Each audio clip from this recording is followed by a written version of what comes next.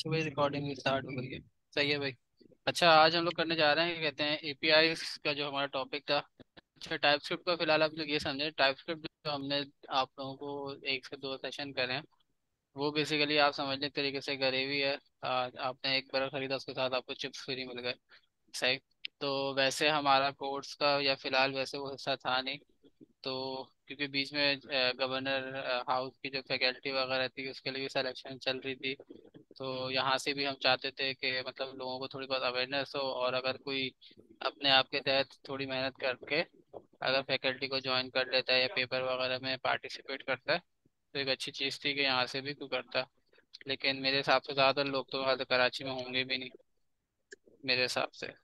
अच्छा, तो आज हम वापसी एपीआई की बार तरफ आए लास्ट। सर ये क्या नाम टाइप स्क्रिप्ट कंटिन्यू रहेगी एंड तक या बीच में हम चेंज करेंगे इसको। अच्छा, टाइपस्क्रिप्ट मैंने आपको पहले ही गाने की बताया था कि हो गए देखें, थे। टाइप स्क्रिप्ट जो है ना बेसिकली वो अभी के फिलहाल अभी जो है हमारे पास टाइप स्क्रिप्ट, अगर आपको जावा स्क्रिप्ट आती है आप टाइप स्क्रिप्ट लिख सकते हैं। मतलब इतना कोई मसला नहीं है। तो जैसे कि मैंने अभी अगर मैं प्रोजेक्ट पे आऊँगा तो आप देखेंगे कि मैंने एक नेक्स्ट की ऐप बनाई है। सही है। उसमें टाइप स्क्रिप्ट मैंने यूज़ करी है, आप देख सकते हैं यस का ऑप्शन सेलेक्ट हुआ हुआ है, नीचे एक छोटी सी लाइन आ रही है। इस तरीके से टेलविंड और सोर्स डायरेक्टरी ऐप राउटर और ये सब कुछ, तो सिर्फ और सिर्फ इसके अंदर जो भी डिफॉल्ट ऑप्शन थे सारे मैंने चूज करके एक ऐप बनाई है। सही है। वो ऐप मेरी इंस्टॉल हो गई है और उसको मैंने वीएस कोड के ऊपर खोल लिया है। अच्छा, स्क्रीन सही आ रही है ना? जूम साइज सही है?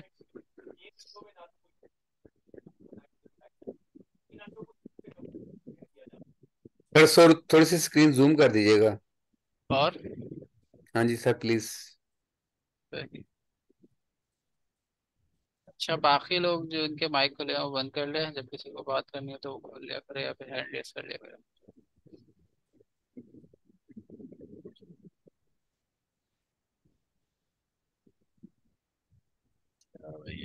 सही है। ठीक। Sir good enough. सही है। अच्छा, क्या कहते हैं, ये है हमारा एक नेक्स्ट की ऐप, मैंने भी नई ऐप बनाई थी। सही, वो ऑलरेडी मैं डिफाइन कर चुका हूँ कि कैसे बनी, किस तरीके से बनी। अच्छा, अब हमारे पास नेक्स्ट की ऐप आ गई है ना। अच्छा, हम लोग आज पढ़ने जा रहे हैं कि क्या कहते हैं एपीआईज। लास्ट टाइम हमने देखा था कि अगर मैं एपीआईज का बताऊं तो हमने कुछ इस तरीके का देखा था कि जो कोड था ऑलरेडी शेयर है।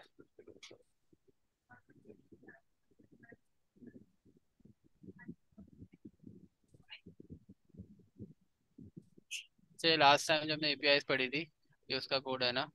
तो हमने इसके अंदर बनाई थी, एक राउट की फाइल बनाई थी, और उसको करो तो खाली हेलो का मैसेज देता था, ताकि हमें पता भी चल सके कि हमारा एपीआई सर्वर प्रॉपरली चल रहा है।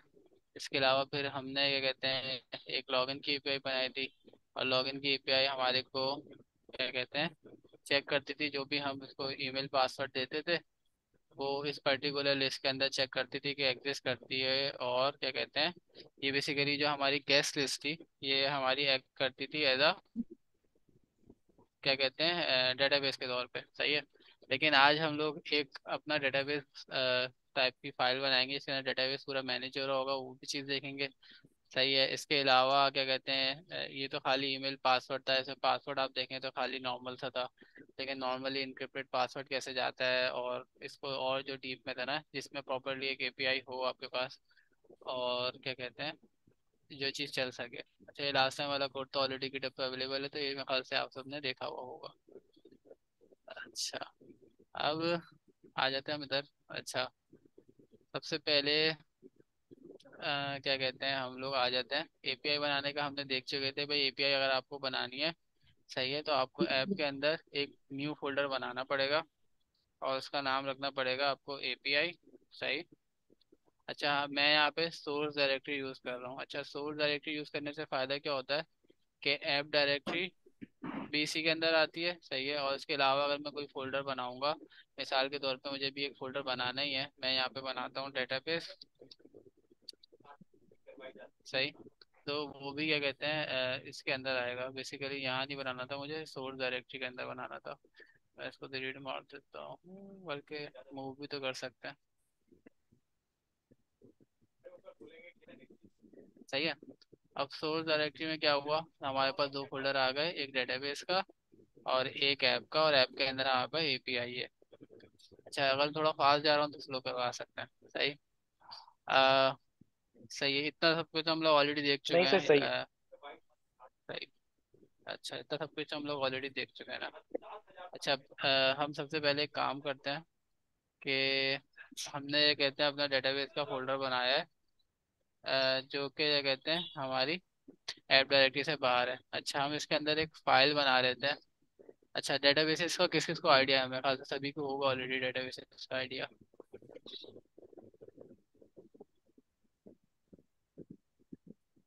डेटाबेसेस का आइडिया है सबको, या फिर एक्सप्लेन करूँ थोड़ा सा? आइडिया तो है टीचर सर, काम किया लेकिन हुआ आप भी सर है ना, बता दें सर। चलो मैं आप भी छोटा सा बताएं। एक्सप्लेन कर देता हूँ कि डेटाबेस हम्म, क्या है। डेटाबेस बेसिकली आपको ऐसे ही पता चल जाता है कि भाई पहला चीज़ तो हमारा डाटा है और दूसरा बेस है। सही है। तो मतलब जब भी डाटा होता है। सही। अब डेटाबेस मुख्तलिफ किस्म के होते हैं, इक्वल होते हैं। वो है जनाब महंगाई के हवाले से। महंगाई के हवाले से जनाब हफ्तावार जो एदाद शुमार आए हैं उसकी तफसीलात। सर म्यूट कर दें सर। कौन है वो? इतनी महंगाई हुई।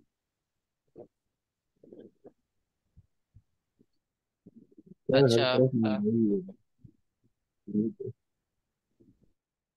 सही है। यार काइंडली प्लीज अपने माइक बंद कर लिया करो, इससे क्लास पूरी डिस्टर्ब हो जाती है। सही। अच्छा भाई, तो हम लोग डेटाबेसेस को पढ़ते हैं। डेटाबेस का मतलब दो अल्फाज हमारे को ऑलरेडी देख सकते हैं। डाटा से मुराद हम यूजर जो भी क्रिएट कर रहा है या हमारे अपना ज़ाती डाटा है, वो सब कुछ।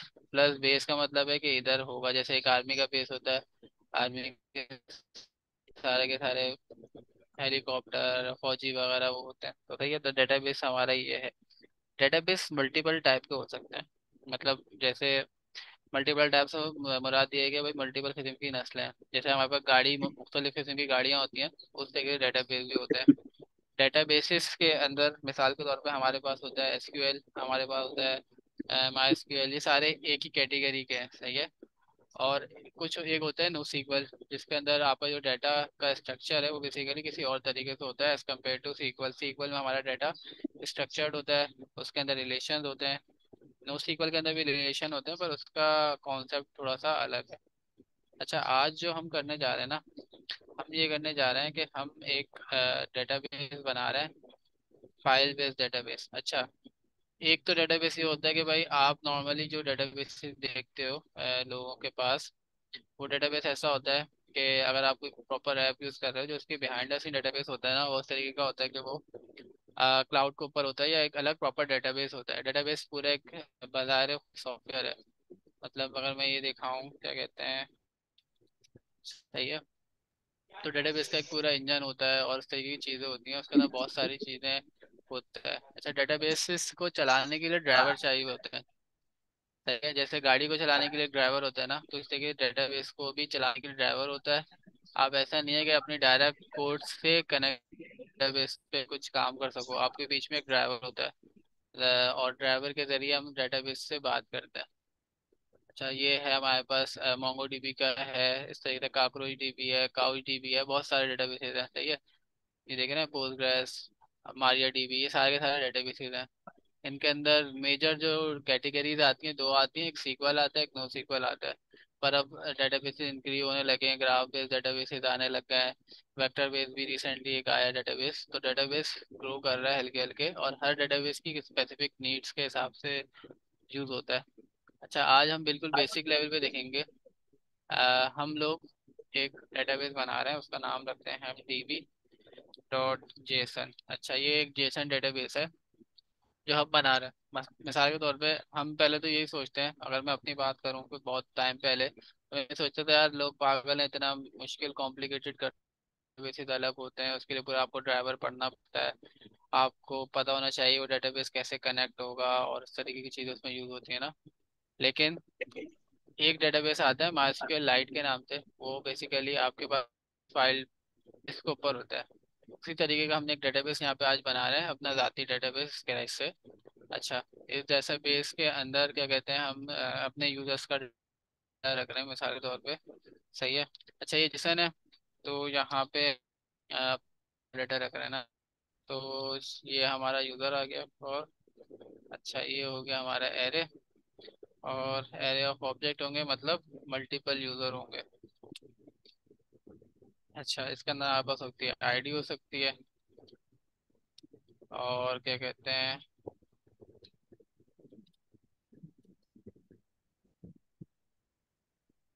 और इसके अलावा हमारे पास ये आईडी आ गई।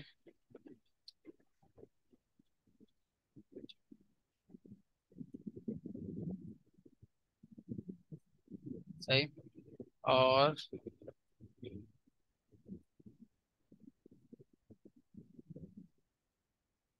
नेम रख देता है।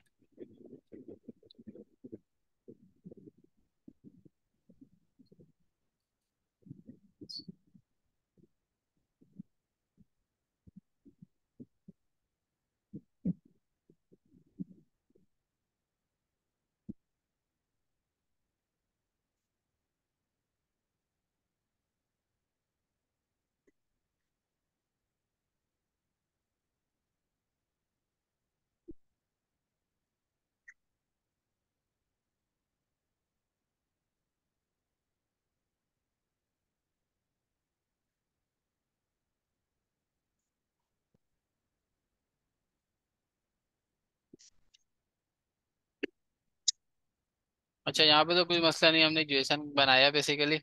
जेसन के अंदर एक क्या कहते हैं, एक यूज़र रखा है, और यूज़र के अंदर हमारे पास मल्टीपल यूज़र होंगे। फिलहाल मैंने यस एक सर, रख के ओके है ये। दिखाया है कि इस तरीके से डाटा होगा। अच्छा, ठीक है सर। अब हम आ जाते हैं एपीआई की तरफ। सही है। हम बेसिकली एपीआई बनाना चाह रहे हैं, लॉगिन, रजिस्टर, लॉग आउट और इस तरीके की ना। अच्छा, हमने सीखा था कि हमें एपीआई बनानी है तो सबसे पहले हमारे को एक फाइल बनानी पड़ती है, राउट डॉट टी एस। सही है। राउट। तो राउट डॉट टी एस हम बना लेते हैं। हम आए अपने एपीआई के अंदर फोल्डर, हमने एक यहाँ न्यू फाइल बनाई, राउट डॉट टी एस। अच्छा, और यहाँ पे क्या कहते हैं, कुछ हमें वो चाहिए होता है बॉर्डर कोड। वो आप चाहें तो खुद भी याद करके लिख सकते हैं। सही है। और दूसरा तरीका है कि आप इसको वो कर लें, डॉक्यूमेंटेशन से कॉपी कर लें। और आप यहाँ जाएंगे,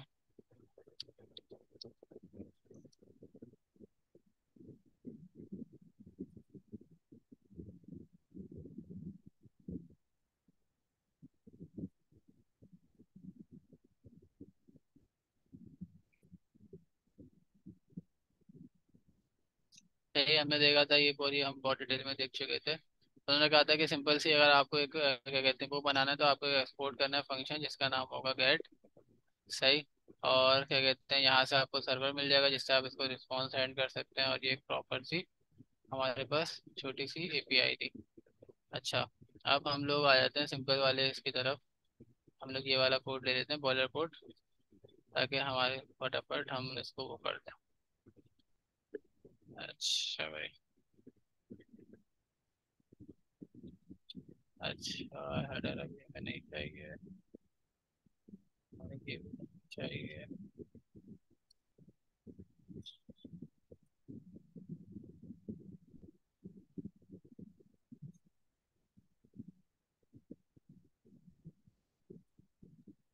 तो ये राउट आपने किस फोल्डर में बनाया? बता रहा हूँ। एपीआई फोल्डर में डेटाबेस बनाया है, फोल्डर उसमें ये बनाया राउट डॉट टी एस।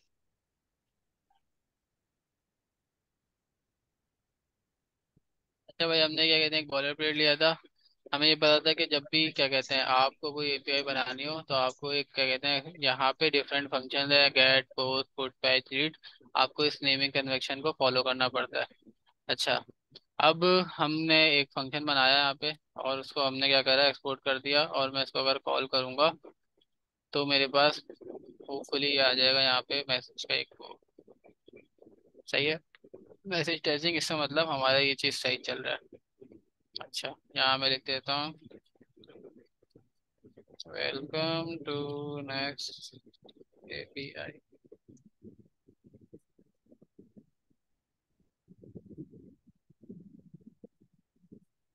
सही है। अच्छा ये तो हमने देख चुके थे। अच्छा एपीआई बनाने का तरीकाकार क्या था? जैसे आपको एपीआई कॉल करनी है उस हिसाब से आपको यहाँ पे फोल्डर स्ट्रक्चर बनाना है। जैसे मैंने अभी क्या करा, मैंने लिखा खाली एपीआई और स्लैश करा, एंटर कर रहा हूँ। तो कौन सी फाइल चल रही है? जो एपीआई के रूट लेवल पे बनी हुई है। लेकिन मुझे यहाँ पे कौन कौन सी फाइल बनानी है? मुझे मुख्तलिफ एपीआई के राउट्स चाहिए। सही है। जैसे कि लेकिन नॉर्मली राउट्स ऐसे होते नहीं है। तो अगर एक आप प्रॉपर राउट देखें तो कुछ इस तरीके से होता है कि आपने रखा ऑथ। सही है। और फिर आप गए ऑथ के अंदर, और ऑथ के अंदर आपके पास क्या कहते हैं है एक और फोल्डर हो सकता है जिसमें आपने लिख दिया जैसे कि रजिस्टर।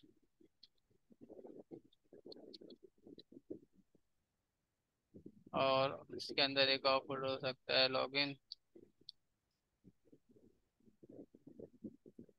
और एक और फोल्डर हो सकता है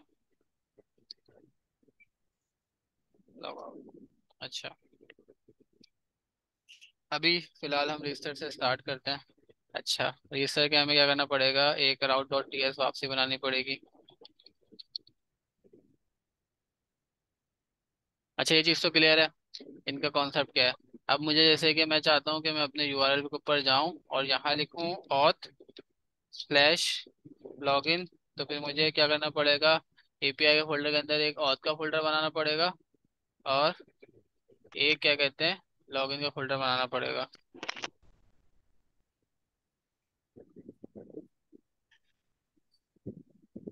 मैं इसको थोड़ा जूम कर देता हूँ। सही है। अब सही दिख रहा होगा। ठीक है। अच्छा तो मुझे क्या करना पड़ेगा? एक ऑथ का फोल्डर बनाना पड़ेगा और एक लॉगिन का फोल्डर बनाना पड़ेगा। सिमिलरली अभी हमने स्टार्ट किया है रजिस्टर के ऊपर से। तो हमने एक रजिस्टर का फोल्डर बना दिया। अब मैं डायरेक्ट रजिस्टर का फोल्डर तो लिख नहीं सकता, उसके अंदर एक राउट का फोल्डर, राउट की फाइल होना लाजमी है। तो हमने एक राउट की फाइल बना ली। हम रजिस्टर के फोल्डर के अंदर आ गए। सही है। और हमने क्या बोला कि भाई आप जाओ इस वाली फाइल के अंदर, और यहाँ पे जैसे ही मैं कुछ करूँ तो मुझे रिस्पॉन्स चाहिए। अच्छा मैं इधर जाऊँगा, और जो हमने अभी यहाँ कोड करा था हम इसको कॉपी करते हैं और इस वाली एपीआई को बंद कर देते हैं और यहाँ पे पेस्ट कर लेते हैं। अच्छा अब हम एक काम कर सकते हैं, हम चाहें तो क्योंकि हमने ES6 पढ़ी हुई है, तो हम इसको ये भी कर सकते हैं कि इसको एरो फंक्शन बना दें, और ये एसिंग आ जाएगा हमारा यहाँ से हट के।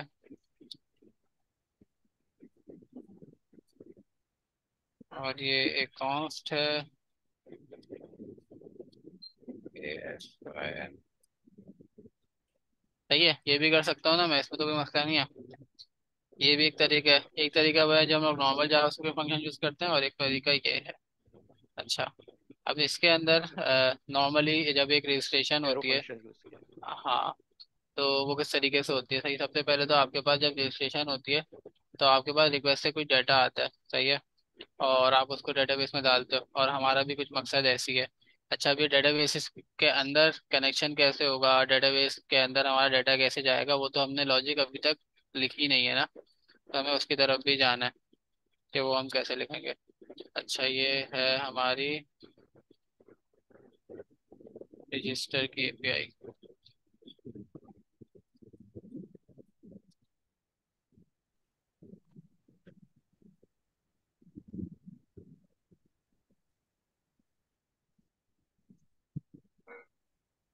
अच्छा रजिस्टर की एपीआई जो नॉर्मली होती है वो होती है पोस्ट रिक्वेस्ट, ये तो पता है सबको, है ना। आप उसमें फॉर्म में डाटा भेजते हो, गेट के जरिए नहीं भेजते, आप पोस्ट के जरिए भेजते हो। तो हम भी ये कहते हैं पोस्ट की, ये कहते हैं एपीआई बनाएंगे। अच्छा पोस्ट की एपीआई बनाने के लिए हमें क्या करना पड़ता है? हमें ये करना पड़ता है कि ये सबसे पहले तो इस गेट को हम कर देंगे पोस्ट। सही है, ताकि उसको पता हो कि ये पोस्ट की एपीआई है। तो अगर अब हम इसको कॉल करेंगे तो ये चल रहा है। सही है। और अगर मैं इसको वापसी गेट करूँ, क्योंकि हमने गेट के हटा दिए, तो यहाँ पे 404 या कुछ आएगा, 405 आ रहा है मेथड नॉट अलाउ। उसका मतलब इसकी डेफिनेशन हमने नहीं दी हुई, ऐसा कोई मेथड हमने अभी तक अलाउ नहीं किया हुआ। एग्जिस्ट करता है गेट का मेथड, पर हमने अलाउ नहीं किया हुआ। तो हम आ जाते हैं पोस्ट के ऊपर। रजिस्ट्रेशन के टाइम हम यही करते हैं। अच्छा तो अब जब भी कोई बंदा रजिस्ट्रेशन करता है हम उससे कुछ चीज़ें लेते हैं। सही है। और क्या कहते हैं, हम उसको डेटाबेस में डालते हैं और उससे ही हमारा सब पूरा प्रोसेस चलता है। अब हमने देखा था कि भाई हम पोस्ट से जो डाटा लेते हैं कैसे लेते हैं, हम रिक्वेस्ट के जरिए लेते हैं। हमें नेक्स्ट के साथ एक फंक्शन मिलता है जो हमें रिक्वेस्ट देता है। अच्छा, तो अगर हम यहाँ आए, सही है, और हम यहाँ लिख सकते हैं रिक्वेस्ट,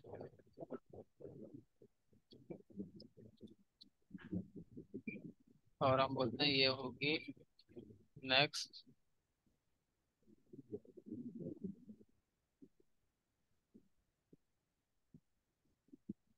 सही है, और हम इसको बोलते हैं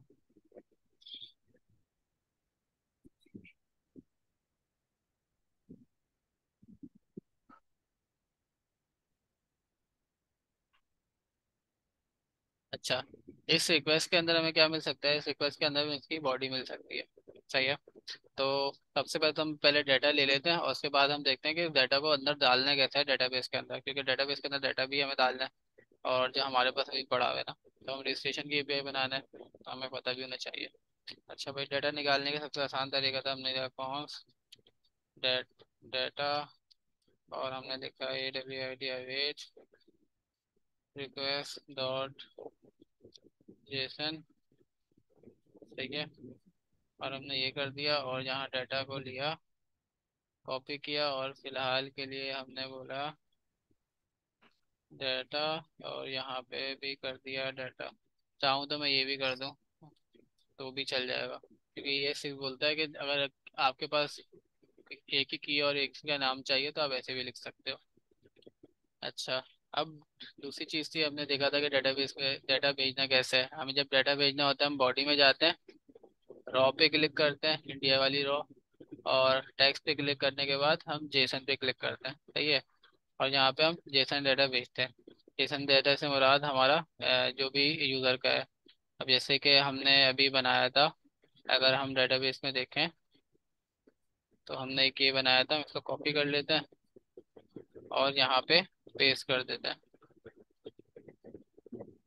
सही, और इसको और शिफ्ट F करो।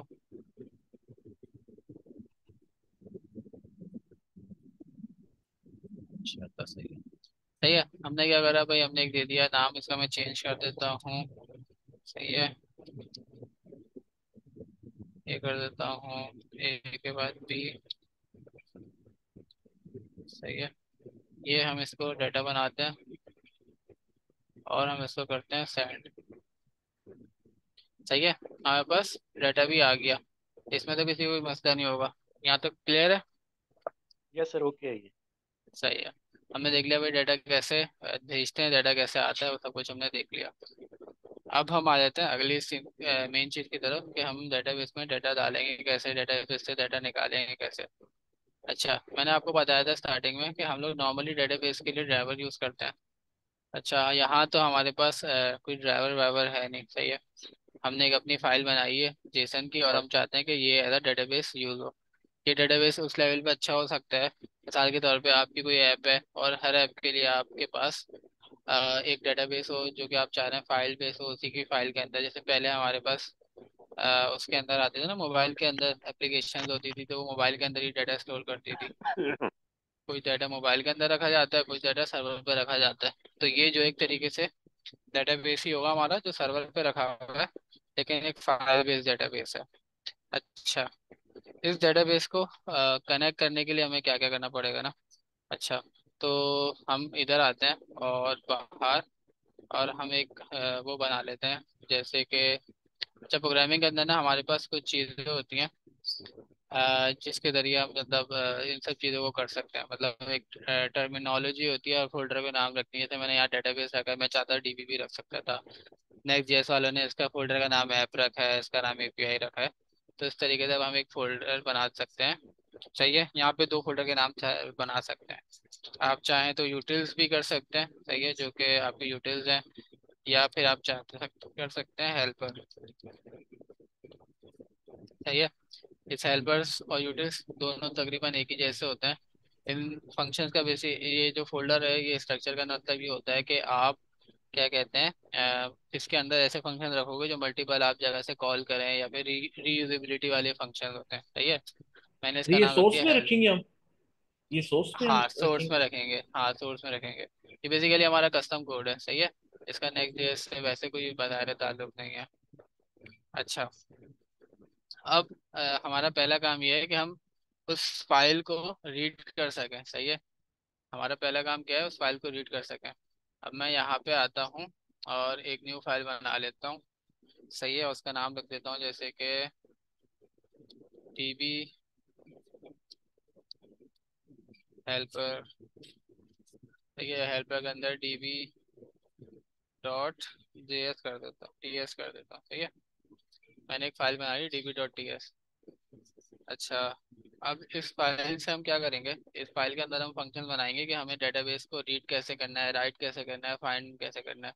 जो काम पहले हमारे ड्राइवर करता था, हम उसको मैन्युअली करके देखेंगे आसानी से, ताकि बेस लेवल से हमारे पास कॉन्सेप्ट हो। अच्छा, वो होगा कैसे। नोड जेएस के अंदर हमारे पास एक मॉड्यूल होता है पाथ, सही है। मैं वो मंगा रहा हूँ। अच्छा, और इसके अलावा फाइल रीड भी करनी है हमारे को, जो हमारे पास पड़ी हुई है, हम उसको मंगवाएंगे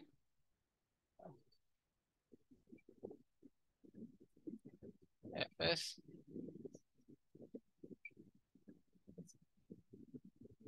अच्छा, ये दोनों चीज़ें किसी सबको क्लियर है ना, पाथ और एफएस।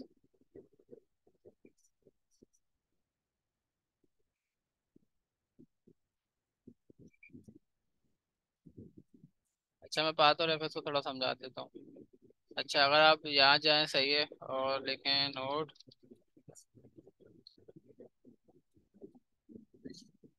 यहाँ से थोड़ा बहुत समझ में आ जाएगा। तो नोड जेएस के अंदर ना कुछ बिल्ट इन मॉड्यूल्स होते हैं, सही है। जैसे हमारे पास सर्वर बनाना हो, कुछ भी करना हो ना, उसके लिए बिल्ट इन मॉड्यूल होते हैं। जैसे कि हमारे पास, अगर आप यहाँ जाए मॉड्यूल्स के ऊपर, तो मॉड्यूल्स जो है कहते हैं बिल्ट इन मॉड्यूल से मुराद है जो नोड जेएस के साथ अपने आते हैं। जैसे एच टी टी पी का मॉड्यूल है, इस तरीके से आपके पास क्या कहते हैं एफ एस का मॉड्यूल है, और बहुत सारे मॉड्यूल्स होते हैं आपके पास नोड जेएस के अंदर ना। तो हमने भी एक ये करा है, ये मैं यहाँ कर देता हूँ बिल्ट इन मॉड्यूल रेफरेंस। तो ये बहुत सारे नोड जेएस के हैं, जैसे आपके ब्राउजर के अंदर कुछ चीज़ होती है, इस तरीके से नोड जेएस भी हमें प्रोवाइड करता है। तो उसमें से अभी हमने एक यूज़ किया एफ एस, सही है। एफ एस क्या करता है, तो हैंडल द फाइल सिस्टम। जब भी फाइल रीड करनी हो, फाइल में डाटा डिलीट करना हो, या फाइल पूरी की पूरी डिलीट करनी हो, तो ये सब काम एफ एस से करना है। इसके अलावा हमने एक यूज़ करा था पाथ। अच्छा, पाथ क्या करता है, विंडोज़ के अंदर ना, जैसे कि अगर मैं विंडोज़ में दिखाऊँ और कोई भी फोल्डर खोलूँ, सही है, और उस फोल्डर के अंदर मैं आपको दिखाऊँ, तो इसके अंदर जो पाथ होता है, अगर मैं इस तरीके से दिखाऊँ ना आपको, ये देख रहे होंगे कि एक प्रॉपर हायरार्की होती है। मैं इसको यहाँ से नहीं बल्कि यहाँ से दिखा देता हूँ। अगर आप यहाँ देखें, देख रहे हैं ई, ई के अंदर इस्फहान वर्क, उसमें जाओ, इसमें जाओ, इसमें जाओ, इसमें कहीं पे अब किसी किसी विंडोज में होता है कि इस स्लैश के अलावा, फॉरवर्ड स्लैश के अलावा बैकवर्ड स्लैश भी होता है, सही है। तो इन सब चीज़ों से बचने के लिए, क्योंकि हम चाहते हैं कि हमारा जो भी प्रोग्राम बने वो एक जेनेरिक टाइप का हो, उसके अंदर डिपेंडेंसी ना हो, कि मतलब अगर ये वाली विंडोज पे ही चलेगा या उस वाली विंडोज पे नहीं चलेगा। तो इस टाइप की चीज़ से बचने के लिए हम क्या कहते हैं, इस टाइप का उस पर काम करते हैं। अच्छा, अब सबसे पहले हम एक काम करेंगे कि हम दोनों को यूज़ करेंगे, पाथ और एफएस को, और इससे हम अपना डेटाबेस रीड करने की कोशिश करेंगे। ये जो डेटाबेस के अंदर ऑब्जेक्ट्स हैं वो हम इसको रीड करना चाह रहे हैं, सही है। अब वो कैसे पॉसिबल है, इसको रीड करने के लिए हम सबसे पहले एक वेरिएबल बना रहे हैं, सही है। और हम बोलते हैं डीबी, और इसको बोल देते हैं पाथ, सही है। और डेटाबेस पार्ट कर देते हैं, मसला नहीं है।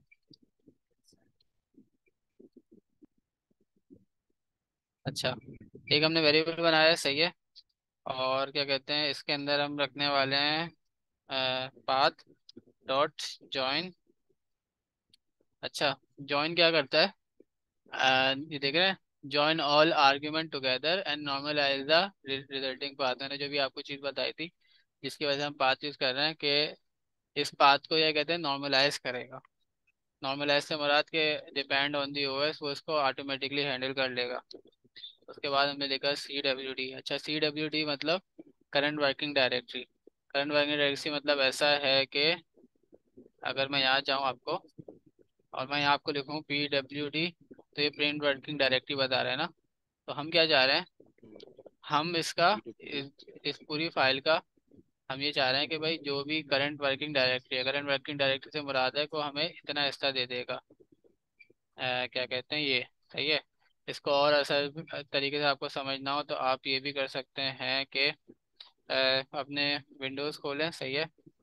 और यहाँ पे आए जैसे कि, बल्कि यहीं आ जाए, मैं यहाँ दिखाता हूँ। इतना तो आप लोगों ने करा होगा कि आप लोगों ने कभी नोट लिख के एंटर करा होगा, तो वो एक तरीके से इंटरेक्टिव मोड खुल जाता है, यहाँ पे आप काम कर सकते हो।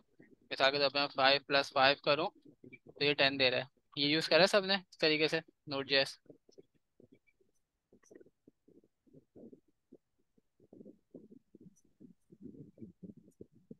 अच्छा, इस जैसे ये इसको आप क्या कहते हैं यूज़ कर सकते हैं। इसी तरीके से मैं आपको यहाँ दिखा सकता हूँ, जैसे कि प्रोसेस .CWD क्या रिटर्न करता है, सही है। प्रोसेस बेसिकली एक ग्लोबल समझ ले वेरिएबल टाइप का है जो कि एग्जिस्ट करता है। आप इसको अगर यहाँ रन करेंगे, सही है। अभी देख रहे हैं इसका पाथ का एक तरीका अलग का आ रहा है, ये पूरा ई भी दे रहा है। और यहाँ पे देखें एक तरीका अलग आ रहा है, इस तरीके का अलग है, और यहाँ पे जो रिटर्न आया ये अलग आया। बेसिकली इसने बेस ऑन दी विंडोज जो भी बेहतर था वो इसने क्या कहते हैं हमें बना के दे दिया कि भाई ये process.CWD ये रिटर्न कर रहा है। अच्छा, मैं इसको एग्जिस्ट कर देता हूँ। अच्छा, सही है। तो ये आप बेसिकली नोट को भी इस तरीके से यूज़ कर सकते हैं, नोट का पूरा इंटरेक्टिव मोड होता है, तो चाहें तो यूज़ कर सकते हैं। अच्छा, अब इसने क्या किया, इसने हमें ये दे दिया कि भाई CWD पाथ हमें मिल गया, हम इसको ज्वाइन करवा रहे हैं। करंट पाथ हमें मिल गया, उसके बाद हम इसको देना चाह रहे हैं डेटाबेस का पाथ। अच्छा, डेटाबेस हमारा कहाँ पड़ा हुआ है, हमारा पड़ा हुआ है सोर्स के अंदर, सही है। और सोर्स में जाओ और स्लैश में ख्याल से डेटाबेस /db.json। अच्छा, ये हमारा फाइल का पाथ हो गया डेटाबेस का जहाँ हमारी फाइल पड़ी हुई है, सही है। इसमें तो कोई इश्यू नहीं है किसी को? यस सर, ओके है हाँ, सर। सही है। हमने क्या बोला भाई, एक पाथ बनाओ और ये कर दो, सही है। इसको मैं काम ज्वाइन करता कर। हूँ, मैं यहाँ लॉग भी कराता हूँ। ये बड़ा बहुत बड़ा टॉपिक है, पाथ देखते हैं को कवर होता नहीं होता। पाथ को प्रिंट सर आप। सही है। अच्छा, अब इस फाइल को अगर मैं चलाना चाहूँ ना डायरेक्टली कि नेक्स्ट जेस से के बचा के नेक्स्ट जेस को यूज़ ना करना हो, तो मैं एक तरीका ये कर सकता हूँ कि मैं ls करके देख लूँ भाई ये फोल्डर मेरा पड़ा है सोर्स के अंदर, तो मैं लिखूंगा नोड src स्लैश के बाद लिखूंगा डेटाबेस। डेटाबेस के अंदर, अगर डेटाबेस के अंदर नहीं है ना, ये हेल्पर के अंदर है, हेल्पर। और हेल्पर के अंदर db.ts, सही है। जैसे ही मैं यूज़ करूँगा तो अच्छा, warning to load ES module, सही है। वो अभी क्या कहते हैं पैकेट.json के हिसाब से चल रहा है, इसको अभी देख लेते हैं। वो कह रहा है कि इसको आप क्या कहते हैं पूरा वो यूज़ करो पैकेट.json के हिसाब से। बेसिकली दो तरीके होते हैं ना, आपने देखा होगा कि एक होता है रिक्वायर वाला तरीका और एक होता है इम्पोर्ट वाला तरीका। तो हम लोग यहाँ पे क्योंकि नेक्स्ट जेएस यूज़ कर रहे हैं तो नेक्स्ट जेएस ने अपनी सेटिंग करी हुई है सर्वर की कि हम ये वाला कोड उसमें यूज़ कर सकें, लेकिन बाय डिफ़ॉल्ट क्या कहते हैं जो जावास्क्रिप्ट है वो सपोर्ट नहीं करती। तो अगर आप ये देखें, ये भी कह रहा है कि सेट करो टाइप मॉड्यूल इन पैकेट.json और यूज़ द MJS एक्सटेंशन, तो उसके भी हो सकता है। ये दो तरीके होते हैं, अगर मैं इसकी एक्सटेंशन .mjs कर दूँ या m.ts कर दूँ तो ये भी तब भी चल जाए शायद। अच्छा, और दूसरा ये है कि टाइप्स का भी कोड है, कि भी मसला हो सकता है। फिलहाल हमने अभी टाइप्स की खास डिफाइन नहीं करी। अच्छा, अब एक मैं फंक्शन बनाता हूँ यहाँ पे जिसका काम होगा कि हमारा डेटाबेस को रीड कर सके, सही है। मैं इधर आता हूँ, एक्सपोर्ट कॉन्स, सही है।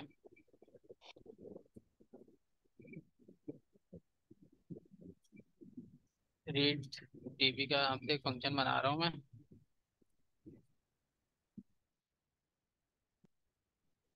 अच्छा भाई, ये फंक्शन क्या करेगा? अच्छा भाई, हम चाहते हैं कि ये फंक्शन करे, एक तो मैं ट्राई कैच लगा लेता हूँ और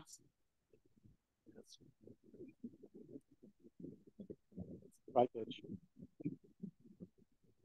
नहीं, मैं थोड़ा सा ये चाह रहा था इस तरीके से अच्छा, ट्राई कैच के अंदर हम क्या करते हैं, हम करते हैं एक वेरिएबल बनाएंगे कॉन्स डीबी। सही है। डीबी के अंदर हम बोलेंगे कि भाई फाइल सिस्टम डॉट, अच्छा जब फाइल सिस्टम के अंदर ना, ये जो हमने इंपोर्ट करवाया हुआ है ये वाला, इसके अंदर हमें मल्टीपल फंक्शन मिलते हैं, रीड फाइल, राइट फाइल और इस तरह की चीज़ें होती हैं। सही है। हम लोग अभी इंटरेस्टेड है रीड फाइल सिंक के अंदर। अच्छा, सिंक का मतलब क्या है कि ये सिंक्रोनियसली करेगा, एसिंक नहीं है। अगर मैं दूसरा वाला करूँगा तो मुझे शायद एसिंक का वेट लगाना पड़े। अच्छा, मैंने इसको क्या देना है, मुझे यहाँ पे देना है डेटाबेस फाइल पाथ।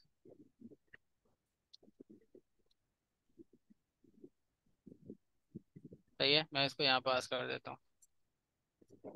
दूसरा क्या कहते हैं, हमें इसकी इनकोडिंग भी दे सकते हैं। जैसे जैसे मैंने इसके दिया तो हम कहते हैं भाई ये UTF-8 समझ लो। अच्छा, डेटाबेस इनकोडिंग UTF-8 का तो पता है ना आपको। अच्छा, अगर कोई कहीं मसला हो तो मेरे से पूछ लेगा। कॉन्स DB, अच्छा, डेटा फ्रॉम DB इक्वल, हम बोलते हैं जेसन डॉट पार्स। अच्छा, यहाँ लिख देता हूँ मैं DB और लॉक करवा देता हूँ।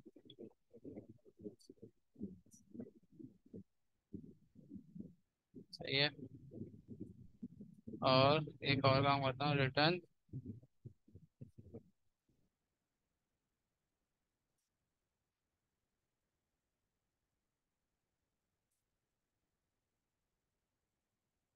और अगर कोई एरर आए तो फिर आप क्या करो,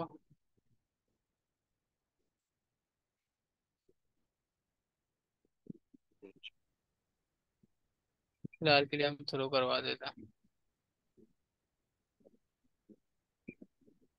थ्रो करो न्यू।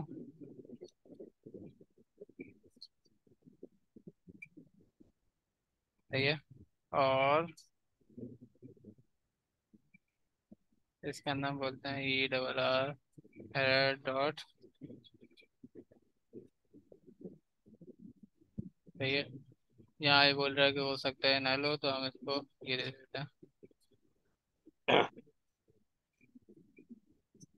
तो फिलहाल आप पूरा का पूरा जो एरर है, अच्छा यहाँ पे आप देखें टाइपस्क्रिप्ट आ गई है।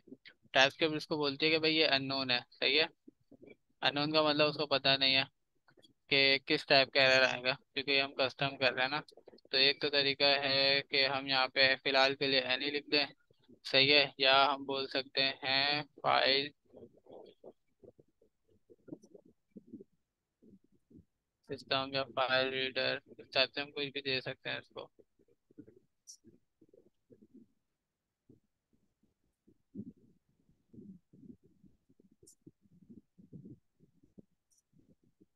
सही है। इसके लिए आपको एक्यूरेट पता होना चाहिए कि आप कौन सा यहाँ यूज़ करेंगे। फिलहाल के लिए मैं एनी दे रहा हूँ इसको। और मैं बोलता हूँ जो भी एरर आए आप उसका क्या करो, आप उसमें से मैसेज दिखा दो उसका, MESSAGE।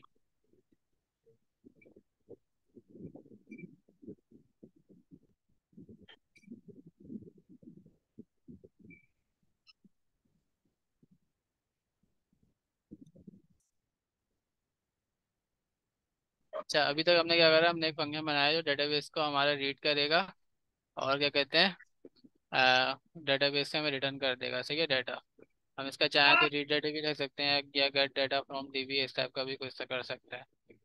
गेट।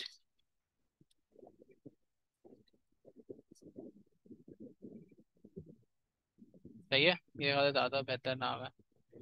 इसको मैंने एक्सपोर्ट भी कराया हुआ है। अच्छा, अब हम क्या करेंगे, हम जाएंगे अपने क्या कहते हैं उसके अंदर, और हम इसको कॉल करने की कोशिश करते हैं।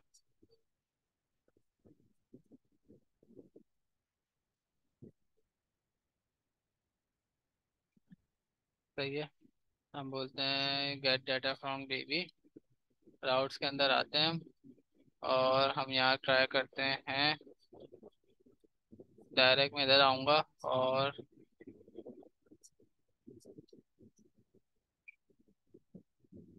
बोलते हैं इम्पोर्ट करो। अच्छा, अच्छा हमने क्या करा भाई, हमने गेट डाटा फ्रॉम डीबी का फंक्शन मंगवा लिया।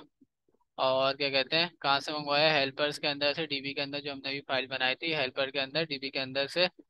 और क्या कहते हैं हमने यहाँ से मंगवा लिया। अब हम क्या करेंगे, हम इसको कॉल करके देखते हैं कि है क्या, और हमें मिलता क्या है। मैं करता हूँ कॉन्स्ट, और यहाँ पे लिख देता हूँ डीबी, और डीबी डेटा।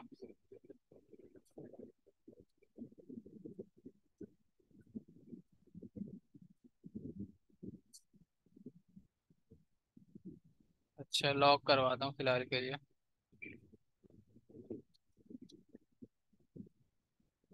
अच्छा मैं इसका लॉग देखना चाहूंगा तो कहाँ आएगा। मैंने एपीआई हिट करी, एपीआई चल गई, लॉग कहाँ आएगा, टर्मिनल पर लॉग सर यहाँ। आए। हाँ टर्मिनल पे आएगा। सही है, मेरा यहाँ सर्वर चल रहा है और मैंने उसको बोला लॉग। अच्छा, अब यहाँ पे देखें दो लॉग आए, एक लॉग ये आया, एक लॉग ये आया, दो लॉग क्यों आए।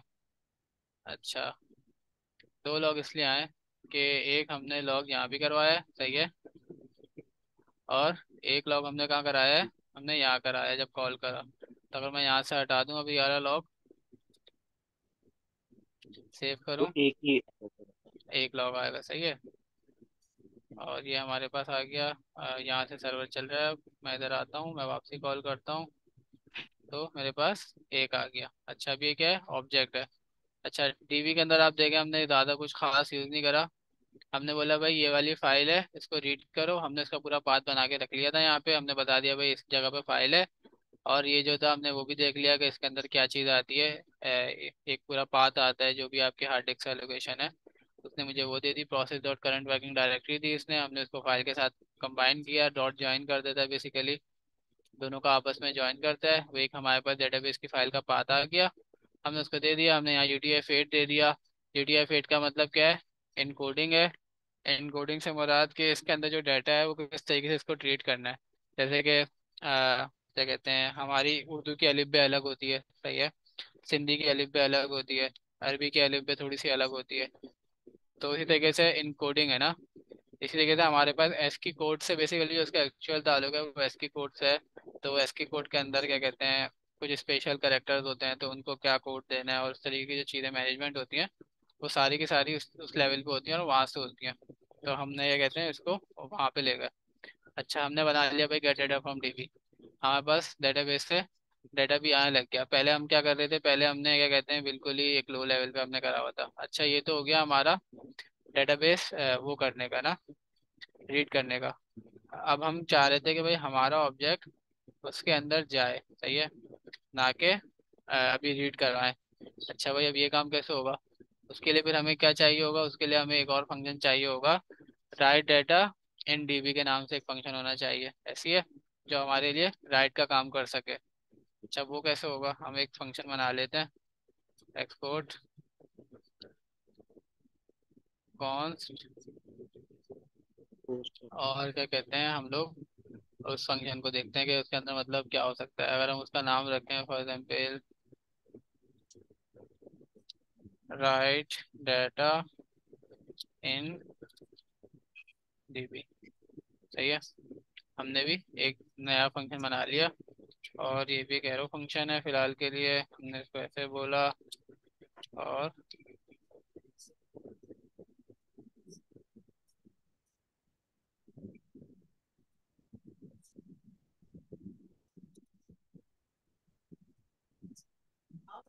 अच्छा भाई, अब जो हमारा राइट का फंक्शन है ना, उसके अंदर हमारे पास क्या कहते हैं डेटाबेस तो आ जाएगा, लेकिन हमें थोड़ी सी चीज़ में चेंजिंग करनी पड़ेगी।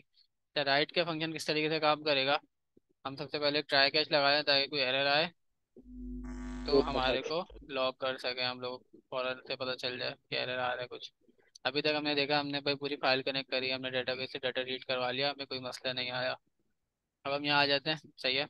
और अब हम देखते हैं कि हम क्या कर सकते हैं। अच्छा, जब राइट करना होगा, क्योंकि ये जेसन डेटाबेस है, सही है, तो हमें क्या करना पड़ेगा, हमें क्या कहते हैं उसके लिए वो करना पड़ेगा कि पहले वाला डेटाबेस भी संभालना पड़ेगा, जैसे जेसन तो जैसे ऑब्जेक्ट के अंदर हम वो करते हैं ना अपेंड, तो हमें पहले करना पड़ेगा, पार्स करना पड़ेगा, फिर वापसी स्ट्रिंगिफाई करना पड़ेगा और इस टाइप की चीज़ें करनी पड़ेंगी। तो हम क्या करते हैं, हम बोलते हैं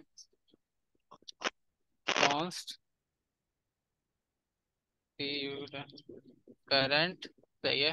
करंट का मतलब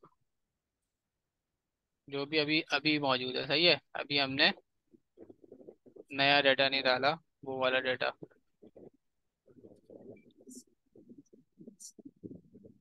इक्वल कर लिया, सही है। और अब हम इसको कॉल करते हैं अपना जो इसी फंक्शन बना हुआ है ना, गेट डाटा फ्रॉम डीबी, सही है। हमने ये काम कर लिया। इसने क्या किया होगा, जो भी हमारे पास डाटा था उसने इसको पूरा पार्ट्स करा, सब करा, और हमारे को रिटर्न कर दिया, सही है। और हमारे पास यहाँ पे वो डाटा आ गया, करंट डाटा फ्रॉम डीबी। अच्छा, अब दूसरा हमारे पास ये था कि हम इधर आते हैं और हम इसको बोल सकते हैं कि भाई हमारे पास करंट डाटा आ गया, अब हमारे को अपडेटेड डाटा चाहिए। अच्छा, अपडेटेड डाटा हमें कहाँ से मिलेगा, जब भी कोई फंक्शन कॉल करेगा, सही है, वो हमें डाटा देगा, सही है। तो वो देता है फॉर एग्जांपल यूज़र डाटा, सही है, वो हमें यहाँ से मिलेगा। और वो यूज़र डाटा जो होगा वो एक ऑब्जेक्ट होगा। फिलहाल के लिए मैं इसकी टाइप भी बनाता हूँ अभी।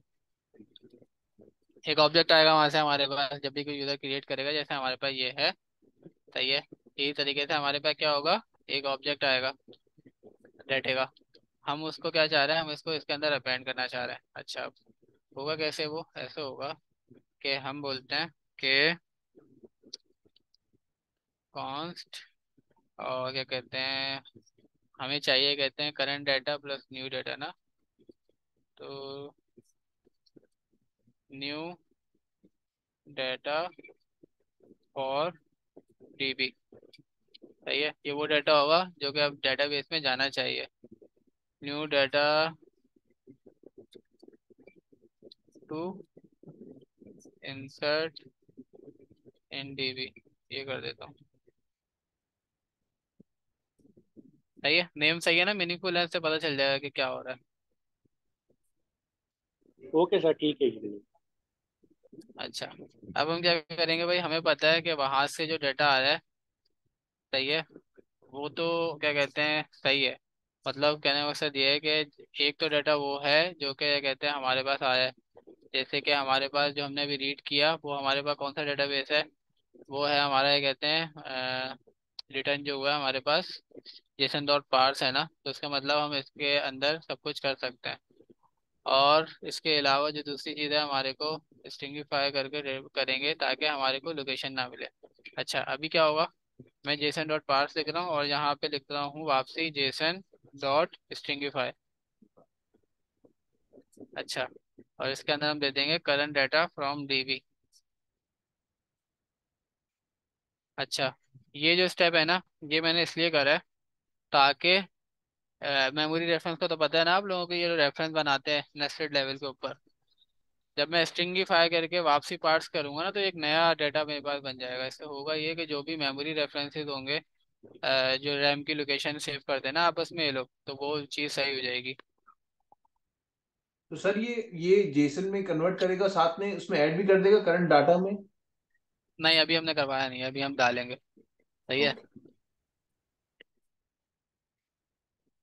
अब हम क्या करेंगे, हम आए इधर, हमने बोला न्यू डाटा, सही है।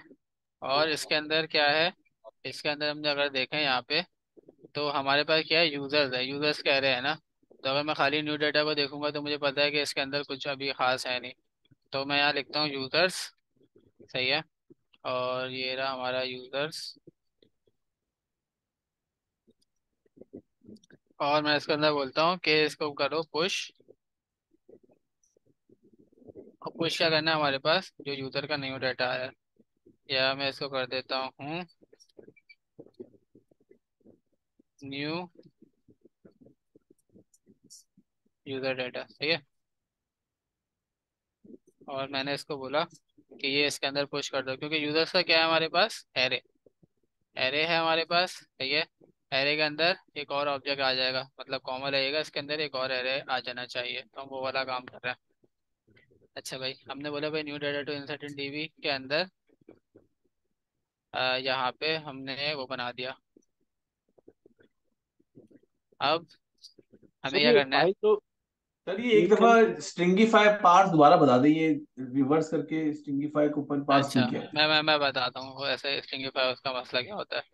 स्ट्रिंगीफाई उसका मसला ये होता है कि मैं अगर यहाँ आऊँ और F12 करूँ।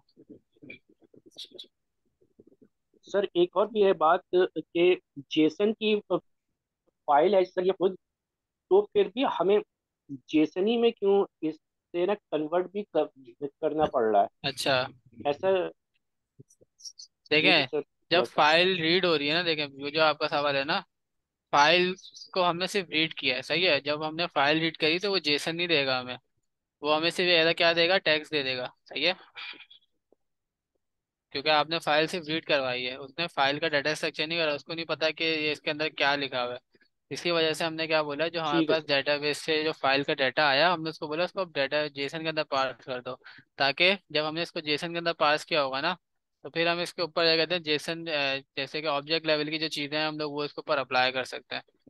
तो इस वजह से हमने इसको पार्स कर लिया, सही है। तो ये चीज़ें हमें इससे फ़ायदा होगा, वरना ये कहते हैं हमें मसला आता। वरना ये कहते हैं वो उसके लिए ज़्यादा टैक्स होता, ठीक है सर, और वो टैक्स को ट्रीट नहीं कर सकता था। अच्छा, अब हम आ जाते हैं इस दूसरे सवाल की तरफ कि ये स्ट्रिंगीफाई और पार्स फॉर्मेट का का चक्कर नहीं है क्या है। पता तो इसलिए। अच्छा, अगर मैं नॉर्मल जावास्क्रिप्ट में आऊँ ना, तो जावास्क्रिप्ट में हम जेसन तो इस तरीके से लिख नहीं सकते ना, कि जैसे कि अभी हमने लिखी है। मकसद ये है कि मैं इधर आता हूँ, सही है। मैंने बोला भाई ये मेरी जेसन होगी, और चल में ये है क्या, ऑब्जेक्ट है, सही है। मैं इधर आता हूँ और मैं db डॉट जेसन से ये चीज़ कॉपी करता हूँ, सही है। और मैं इसको करता हूँ पेस्ट यहाँ पे, सही। अब देखिए, सबसे पहले तो वो एरर यहीं पे दे रहा है, क्या कहते हैं अनएक्सपेक्टेड ये वो। तो इसके लिए क्या है कि ये जो जेसन है वो बेसिकली जावास्क्रिप्ट के लिए नहीं है, ये हमें यहाँ पे क्या करना पड़ेगा। हम अगर इसको ऐसे लिखें और मैं खाली इनकी ये हटा दूँ,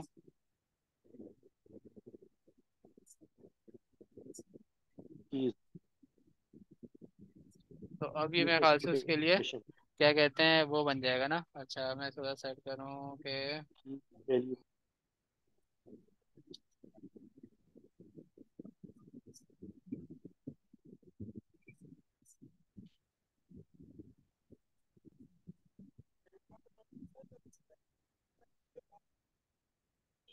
इस बार को जरा कहाँ डाल दिया मैंने।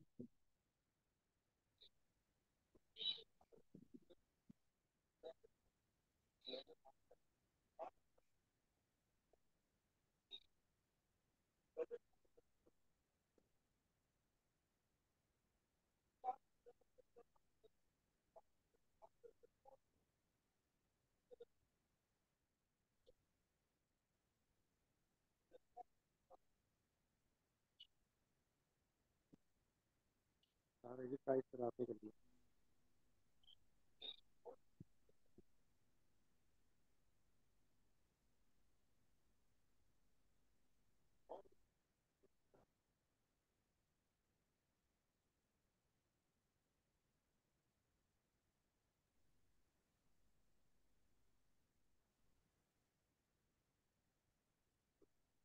ये कौन सा आ गया,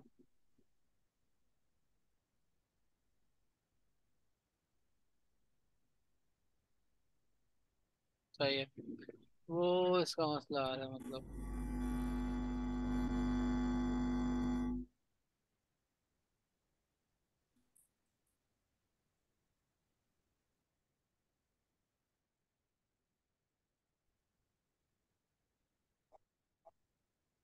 सही है।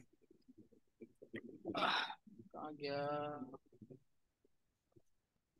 अच्छा भाई, अब वो क्या रहा है कि हमारे पास जो मसला आ रहा है ना, कि जहाँ से हमारे पास है कहते हैं जेसन है ना, जेसन बेसिकली जावास के अंदर होती नहीं है। जावास के अंदर जेसन यूज होती है, लेकिन उसको जब हमें ट्रीट करना है एज तो हमें इसको ऑब्जेक्ट करवाना पड़ता है। तो जब आप जेसन डॉट पार्ट्स करते हैं ना, तो वो उसको एज ऑब्जेक्ट में आपको ला के दे देता है। इसी सिंपल एग्जांपल मैं आपको दिखा रहा हूँ कि अगर हम यहाँ जाएं और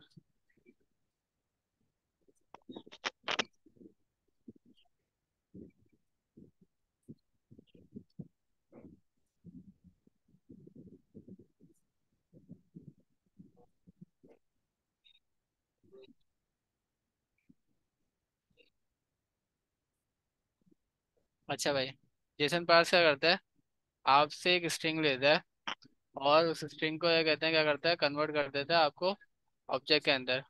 जैसे कि अगर ये वाली मैं आपको दिखाऊं, और हम इधर जाएं, कहाँ काम कर रहे थे हम? अच्छा,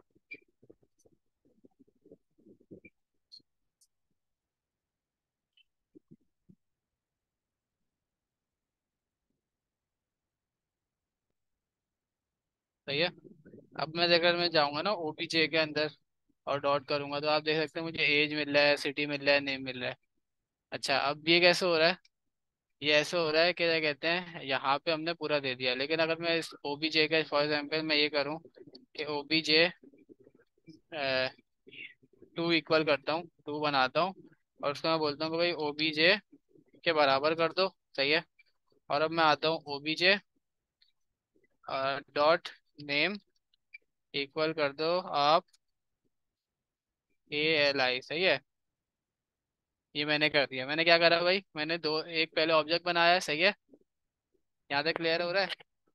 उस ऑब्जेक्ट को मैंने नेम चेक कराया भाई, इसने बोला जॉन है, सही है। फिर मैंने बोला कि भाई मुझे एक नया ऑब्जेक्ट बना दो जो कि ऑब्जेक्ट टू की तरह हो। तो इसका मतलब क्या होना चाहिए भाई, इसकी वैल्यू इसमें आ गई होगी ऑब्जेक्ट टू के अंदर।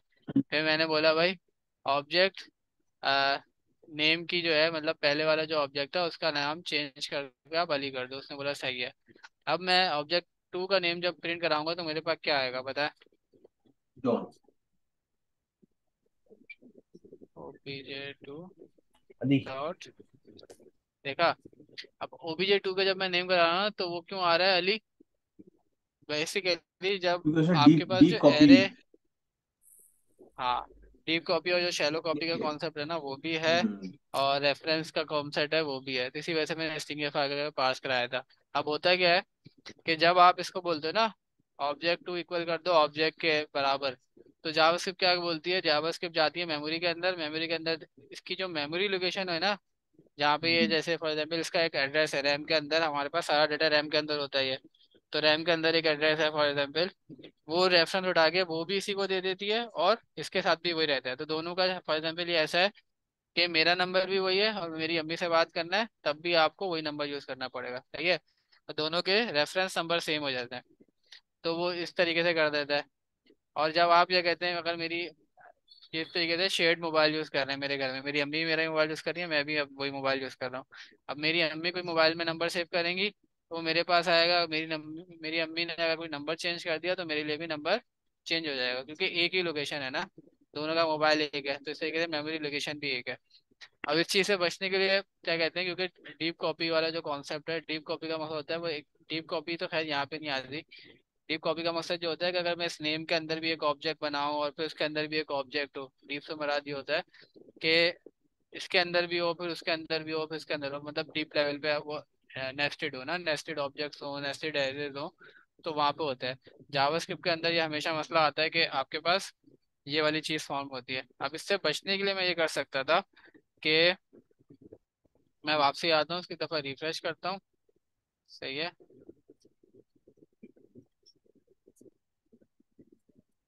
सही है, अभी बोलेगा ये ऐसा है। मैं इधर आता हूँ और मैंने ये अपना ऑब्जेक्ट बनाया है, सही है। फिर मैं ऑब्जेक्ट टू जो बना रहा था, मैं इसको बोलूँगा कि आप ऑब्जेक्ट टू बनाओ मेरे लिए, लेकिन उसको पहले क्या करो, जेसन डॉट करके कॉपी कर लेता हूँ ना, इतनी मेहनत करनी पड़ेगी।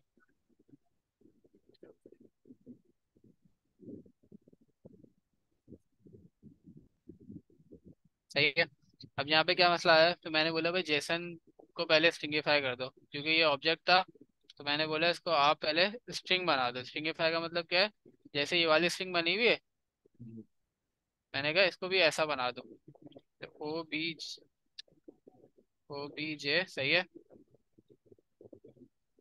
तुमने बोला ये बना दो, और क्या कहते हैं, डॉट पार्ट्स कर दो। मतलब अगर मैं खाली इतना हिस्सा भी इसको पहले चलाऊं, सही है, और उसको भी हटाऊं, तो मैं इतना करूंगा, सही है। तो देखा इसने क्या करा, उसने वापसी मुझे स्ट्रिंग बना दी। इतना अच्छा से सबको क्लियर हो गया होगा। उसके बाद मैंने बोला कि आप O B J 2 बनाओ, इक्वल कर दो उसको आप इसके इसके पार्ट्स। पहले स्ट्रिंग स्ट्रिंग बनाओ उसकी, सही है। स्ट्रिंग से क्या होगा, बिल्कुल ही स्ट्रिंग बन गया। और उसको आप क्या करो, आप उसको पार्स कर दो। जब वो पार्स होगा तो उससे क्या होगा कि वो बिल्कुल ही न्यूली फॉर्म हो जाएगा। अब एक नया ऑब्जेक्ट बन गया, इसकी एक नई एंटिटी है। अब मैं वही वाला काम करूंगा कि मैं अगर ओबीजे का नेम वाली करूंगा, और फिर मैं जाके OBJ 2 को देखूंगा। अगर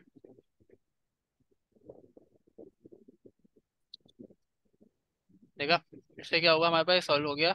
क्योंकि इसके बाद बिल्कुल एक नई स्ट्रिंग आई थी, तो उसने एक बिल्कुल ही नई नई लोकेशन दी। तो इस बार इसने क्या करा, मुझे भी अलग मोबाइल दिया, मेरी अम्मी को भी मोबाइल अलग दिया। तो हम दोनों के लोकेशन मेमोरी की चेंज हो गई। तो इस वजह से हमने जेसन डॉट स्ट्रिंगिफाई और जेसन डॉट पास लगाया था। सही है, इसमें तो कोई जबरदस्त, इशू थैंक नहीं यू है। सर, जबरदस्त। सही। अच्छा, अब हमने आगे भाई, हमने यहाँ पे इसके अंदर डाटा भी डाल दिया, और अब इसके अंदर हमारे पास न्यू डाटा है जो कि इंसर्ट होने वाला है डीबी, सही है। अब हम क्या करेंगे, हमने कुछ भी कर लिया यहाँ पे, ये वाला मसला भी हमारा हल हो गया। अब हम करेंगे भाई कि जो फाइल है हमारे पास, सही है, उसके अंदर वो डाटा जा सके। अच्छा, तो उसको करने के लिए क्या तरीकाकार है। अच्छा, अब हम यहाँ पे आते हैं, हम बोलते हैं, अच्छा, हम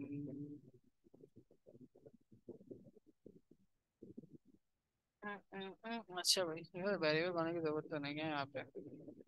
अच्छा, भाई हम बोलते हैं कि भाई fs डॉट, अच्छा, फाइल सिस्टम के अंदर हमने भी पहले यूज़ किया था रीड फाइल सिंक। अब हम यूज़ करेंगे, क्योंकि हमें क्या करवाना है, डाटा हमें फाइल के अंदर सेव कराना है। तो फाइल सिंक का हमने दे दिया। उसके बाद इसको एक चीज़ चाहिए थी कि सबसे पहले तो हमें क्या देना पड़ेगा। अब यहाँ देखेंगे तो पूछ रहा है फाइल का है, सही है। ये पूछना है फाइल पाथ और फाइल डिस्क्रिप्टर। तो इसको पहले देना है हमें फाइल। अच्छा, फाइल हमें कैसी मिलेगी भाई, हमने पहले ही बना के रखा हुआ था एक वेरिएबल डेटाबेस फाइल पाथ। हमने कहा भाई ये लो डेटाबेस की फाइल का पाथ। अच्छा भाई, दूसरा वो चाहता है कि हम उसको क्या दें, उसके जो अंदर भी जो भी डाटा है यार, डाटा स्ट्रिंग हो सकता है, यहाँ पे नोट जेएस है, बफर हो सकता है, दो किस्म का डाटा है। हम बोलते हैं भाई सही है, तो हमें स्ट्रिंग चाहिए, और हमें पता है कि हमने इसको अभी पार्स किया हुआ है, तो ये तो ऑब्जेक्ट है। तो हम बोलते हैं वापसी जेसन डॉट स्ट्रिंगिफाई कर दिया, सही है। और हमने बोला भाई स्ट्रिंगिफाई कर दिया आपको, और आप मुझसे डाटा ले लो, ये रहा आपका डाटा, जो नया डाटा जाना है। अच्छा, स्ट्रिंगिफाई के ना कुछ और भी वैल्यूज होती हैं, जैसे कि आप देख रहे हैं मैंने पहला वाला दे दिया, तो ये वैल्यू जो था थोड़ा सा फीका पड़ गया, अब रिप्लेसर पे आ गया। कि अगर आपको कोई इसके अंदर से वैल्यू वगैरह रिप्लेस करवानी है, उसके लिए कुछ करना हो, लेकिन हमें वो यूज़ नहीं करना, तो हमने दे दिया नल, सही है। उसके बाद ये आ रहा है स्पेस। अच्छा, add indentation white space and line break character return JSON. अच्छा, ये कहानी क्या है, ये वो कहानी है कि आपके पास कोड में स्पेसेस दिख रहा है आपको, तो मैंने यहाँ से स्पेस दिया हुआ है, यहाँ से स्पेस दिया हुआ है, यहाँ से स्पेस दिया हुआ है, सही है। फिर जब हम इसके अंदर आते हैं तो फिर क्या कहते हैं, यहाँ का एक अलग स्पेस है। और यहाँ पे अगर आप देख रहे हो तो सबके साथ डॉट्स आ रहे हैं, dot dot dot dot dot dot. Intent basically ये स्पेस इंटेंट गिन के बता रहा है ना कि यहाँ पे दो है, यहाँ पे दो है। इंडेंटेशन, हाँ, ये इंटेंट इंडेंटेशन तो उसके अंदर क्या कहते हैं, इस तरीके से होता है, सही है। अब हमारे पास ये था कि हम इसको चाहते हैं, अगर हम ये नहीं करेंगे ना, तो जो डेटाबेस के अंदर हमारा डाटा होगा, वो भी मैं अभी आपको थोड़ा दिखाता हूँ वो क्या करेगा। क्योंकि उसने एज स्ट्रिंग रीड करा था, तो वो बिल्कुल ही घिच पिच कर देगा, वो जो हमारे फाइल का फॉर्मेट है वो खराब कर देगा। मतलब कुछ इस तरीके से डाटा आ सकता है भाई, ये इधर आ रहा है, और सही है, और ये फिर हो सकता है नीचे लाइन में आ रहा हो, तो हम चाह रहे हैं कि ये चीज़ ना हो। तो हम इस चीज़ को मैनेज करने के लिए यहाँ पे देंगे इंडेंटेशन। सही है, फॉर एग्जाम्पल मैं 4 दे देता हूँ, क्योंकि मेरे यहाँ भी स्पेसेस में 4 यूज हो रहा है। अगर आप यहाँ देखें स्पेसेस आ रहा है, इंटेंट यूजिंग स्पेस। नीचे अगर आप देखें ना, नीचे तो यहाँ पे होता है सेलेक्ट इंडेंटेशन। तो अब यहाँ पे 4 यूज हुआ हुआ है, तो मैंने भी 4 दे के देखता हूँ कि क्या होता है। सही है, मैंने इसको कर दिया सेव। सही है, और रिटर्न कर दिया फिलहाल के लिए भाई। मैंने जो भी क्या कहते हैं हमारे पास न्यू डाटा तो इंसर्ट था, हमने ये दे दिया है इसके लिए। सही है, ताकि हम इसको पूरी रिट्रीव दे दें लिस्ट के अंदर, कि भाई ये जो नया डाटा हमारा फॉर्म हुआ था, जिसके अंदर हमारा क्या था, पुराना डाटा भी था और न्यू डाटा भी था, और क्या कहते हैं हमने उसको वो कर दिया। करंट डाटा था जो कि अभी डेटाबेस में था, हमने फंक्शन कॉल किया, हमारे को मिल गया। हमने नया डेटाबेस के लिए कहते हैं हमने पहले उसको चेंज किया, और उसके अंदर हमने नया जो हमारे पास यूज़र ने यहाँ से पास करेगा यूज़र का डाटा, वो यहाँ पे आ जाएगा। और हमने फिर इसको फाइल के अंदर सेव भी करा दिया, और वो डाटा हमने रिटर्न भी कर दिया। और अगर इन केस कोई प्रॉब्लम आती है तो हम क्या कहते हैं वापसी वही वाली कहानी कर देंगे, है नी। सर और ये जो है, ये जो राइट फाइल सिंक है या जो नल है, इसकी वजह से पुराना डाटा डिलीट हो जाएगा, क्योंकि अच्छा, जो फाइल आपने ओपन की है। फाइल, हाँ फाइल राइटिंग में पता है क्या है, अगर जैसे मैं फॉर एग्जाम्पल ये वाला स्टेप नहीं करता ना, ये दो हम्म, स्टेप, तो क्या होता है कि फाइल रीड का जो तरीका आ रहा है ना, या तो डाटा डाल दो या डाटा निकाल दो। तो ये फाइल क्रिएट है, तो अभी हमने क्या करना राइट करवा रहे हैं। तो अब जब आपको एक फाइल राइट करवा रहे हो ना, तो आपको पुराना डाटा भी तो देना पड़ेगा ना, वरना तो कोई ऐसा ऑप्शन होना चाहिए कि फाइल के अंदर अपेंड कर दें। तो अपेंड करने का हाँ तरीका क्या है कि जो हमने वही करा कि हमने पहले पुराना डाटा निकाला। सही है, और पुराने डाटा को वेरिएबल में रखा। फिर उसके अंदर हमने नया डाटा अपेंड करा, पुश का मतलब अपेंड है ना, पुश नीचे से आया डाटा। और फिर हमने उसको फाइल में रीड करा, राइट करवा दिया। तो उस तरीके से हमने इसको टैकल करा हमने। सही है, अब हम आते हैं इधर, और अपना ये कहते हैं जब भी कोई पोस्ट करेगा यहाँ पे। सही है, और ये तो गेट डाटा फ्रॉम डीबी हमने चेक करने के लिए दिया था, हमें ये फंक्शन नहीं चाहिए। हम यहाँ से मंगवा रहे हैं राइट डाटा इन डीबी। सही है, ने बोला राइट डाटा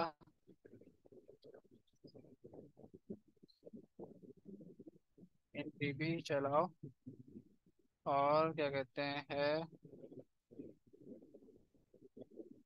ये करते हैं।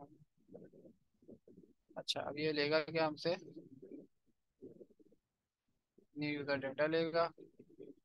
हमने इसको बोला न्यू यूजर डाटा यहाँ आ जाओ, और data equal new user data, TV data भी हटा दो, ऑल शिफ्ट है, डाटा यहाँ पे आ जाएगा। और हमने इसको सेव किया, और अब चला के देखते हैं कि हमारे पास एरर क्या आता है। सही है, अभी तक अगर हम यहाँ आए फाइल में देखें, हमारे पास क्या है, अली का रिकॉर्ड है। सही है, बाबर का नहीं है। अभी तक हमारे पास क्या है, बाबर का रिकॉर्ड नहीं है। मैं हिट करता हूँ सेव। सही है, अब देखें इसने क्या किया, ये भी दे दिया हमारे को, बाबर भी दे दिया, और अली भी दे दिया रिस्पॉन्स के अंदर। और अगर हम एक्चुअल फाइल में जाके देखें तो देखें फाइल भी चेंज हो चुकी है। सही है, जी सर। इतना क्लियर हुआ कैसे हुआ ये। ये पोस्ट। ऐसे ही ये ऐसे हुआ कि हमने इस फंक्शन को क्या बोला था कि भाई आप सबसे पहले पुश पुश करने के बाद जो नया डाटा बना था, new data to insert in DB, वो हमने रिटर्न भी करवा दिया। जब रिटर्न करा दिया तो वो यहाँ भी आ गया। सही है, और वहाँ भी आ गया, तो हमने ये वाली कहानी करी। सही है, तो इस तरीके से हमने क्या कहते हैं डेटाबेस में डाटा तो डाल दिया। अब आते हैं क्या कहते हैं कि ये तो हमने एक लेवल की चीज़ करी है ना, कि हमने डाटा फाइल के अंदर अपने डाटा को हमने एक चीज़ देख ली कि भाई हमने डाटा के साथ हमने डाटा को रिट्रीव भी करना सीख लिया। 2 फंक्शन बनाया हमने अभी तक। सही है, एक हमने बनाया क्या कहते हैं gate data from dB, right data अरे इन डीबी। सही है, अब हमारे पास एक ऑप्शन हो सकता है कि जो यूज़र क्रिएट हुआ, नॉर्मली क्या होता है कि फॉर एग्जांपल मैं सेम ईमेल अगर यहाँ डाल दूंगा और वापसी जनरेट करूंगा, तो ये उसको भी डाल देगा। ऐसी है ना, मैंने बोला अली, सही है, अली हमारे पास ऑलरेडी एग्जिस्ट करती है ईमेल। ये देखना, अली हमारे पास ऑलरेडी एग्जिस्ट करती है। अगर मैं इसको बोलूंगा कि इसको क्रिएट करो, क्या करेगा नहीं करेगा? कर देगा सही। क्योंकि सर सही इसमें है, चल। कोई है ना, हमने चेक तो नहीं लगाया हुआ है ना। हाँ, हमने वैलिडेशन नहीं लगाई हुई, कुछ हमने लॉजिक नहीं बनाया हुआ है इसको हैंडल करने का। तो अगर मैं इसको क्रिएट करता हूँ, सही है, तो होगा क्या अगर हम यहाँ जाएं, कहाँ गया, देखें इसने अली भी ऐड कर दिया बाबर के साथ, सही है, तो अब अली 2 दफा होगा। हम ये नहीं चाहते कि हमारे पास इस टाइप की चीज़ हो, सही है। अब हम इसको कैसे टैकल करेंगे? अब हम उस तरफ आते हैं। अच्छा, तो अब हमें ये करना है कि क्या कहते हैं, हमने देख लिया भाई हमारे पास ये चीज़ है, और क्या कहते हैं, नेम दे रहे हैं, हम आईडी दे रहे हैं। अच्छा, सबसे पहले तो हम इसमें से कुछ चीज़ें वो करेंगे। सबसे पहले हम ये चाहते हैं कि भाई आईडी जो होगा ना, वो क्या कहते हैं, यूज़र नहीं देगा। वो तो ऑटो जनरेटेड होती है ना नॉर्मली आईडी, तो यूज़र कभी अपनी आईडी देता है, कभी मेरी आईडी ये होगी, तो हम वो भी नहीं लेंगे इससे। हम क्या लेंगे भाई, नेम ले रहे हैं, ईमेल ले रहे हैं, पासवर्ड ले रहे हैं। और अब हमारे पास 2 चीज़ें हैं। हमें चाहते हैं कि ये पासवर्ड जो है, ये ऐसे नहीं जाए, ये इनक्रिप्टेड जाए। कभी आपने देखा कि डेटाबेसेस के अंदर अगर हमारा डेटाबेस कभी हैक हो जाए, सही है, या हमारा जो डाटा लीक हो जाए, तो क्या कहते हैं, यहाँ पे डेटाबेस के अंदर डेटाबेस का जो पासवर्ड होगा वो तो ऐसे ही मिल जाएगा उसको। तो हम इस तरीके से डेटाबेस नहीं रखवाते, सही है। तो हमें इसका भी सॉल्यूशन देना है कि जब डेटाबेस में हमारा पासवर्ड हो वो इनक्रिप्टेड भी ना हो, बल्कि हैश हो। इनक्रिप्टेड और हैश का फर्क पता है आप लोगों को?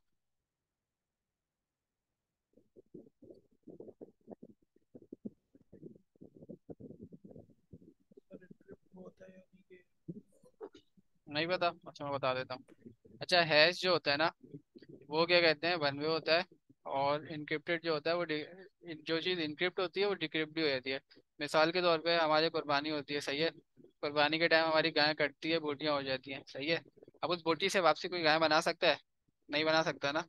तो लेकिन अगर आपके फॉर एग्जाम्पल क्या कहते हैं, वो आपका हैश का एग्जाम्पल है ना, मतलब आप उसकी बॉडी से दोबारा नहीं बना सकते। लेकिन इसी तरीके से हमारे पास और चीज़ होती है, फॉर एग्जाम्पल जो है इनक्रिप्टेड वाली चीज़ है ना, इनक्रिप्शन के अंदर हमारे पास ये होता है कि आपने फॉर एग्जाम्पल मुझे कोई बात बताई, सही है, आपने मुझे एक मैसेज किया कि हेलो कैसे हो। मैंने उस मैसेज के अंदर कुछ अपने अल्फाज डाल दिए, और क्या कहते हैं, हेलो के साथ मैंने ए लगा दिया और अपने पास से ना कुछ अल्फाज डाल दिए जो आपने नहीं यूज़ करे थे, या कोई स्पेशल कैरेक्टर डाल दिए मैंने उसके अंदर। कोशिश ये करा है कि कोई इसको रीडेबिलिटी उसकी बिल्कुल ख़त्म कर दी, मैंने इनक्रिप्ट कर दिया उसको। अब जब वो मैसेज आपके पास आएगा, सही है, या फिर किसी बीच में किसी हैकर के हाथ लग जाएगा, तो उसको नहीं पता कि मैंने क्या इंक्रिप्शन लगाई है या फिर किस तरीके से मैंने किया, सही है, तो उसको इंक्रिप्शन से बच जाएगा, मतलब पूरा का पूरा इंक्रिप्ट है, सही है, उसका अभी फिलहाल काम का नहीं है। अगर उसको पढ़ना है उसको, तो उसको चाहिए डिक्रिप्टर चाहिए, जो चीज़ इंक्रिप्ट होगी उसको डिक्रिप्ट कर सकता है। लेकिन अब डिक्रिप्ट के अंदर आप उस चीज़ को डालेंगे तो उससे होगा क्या कि आपकी जो भी वैल्यू होगी वो एक्चुअल रिटर्न फॉर्म में आ जाएगी। मतलब जैसे मैं गाय वाली एग्जांपल दे रहा था, जब कुर्बानी होती है तो हाँ उसकी छोटी छोटी बोटियां बन जाती हैं, हड्डियां बन जाती हैं, उससे आप वापसी गाय नहीं बना सकते।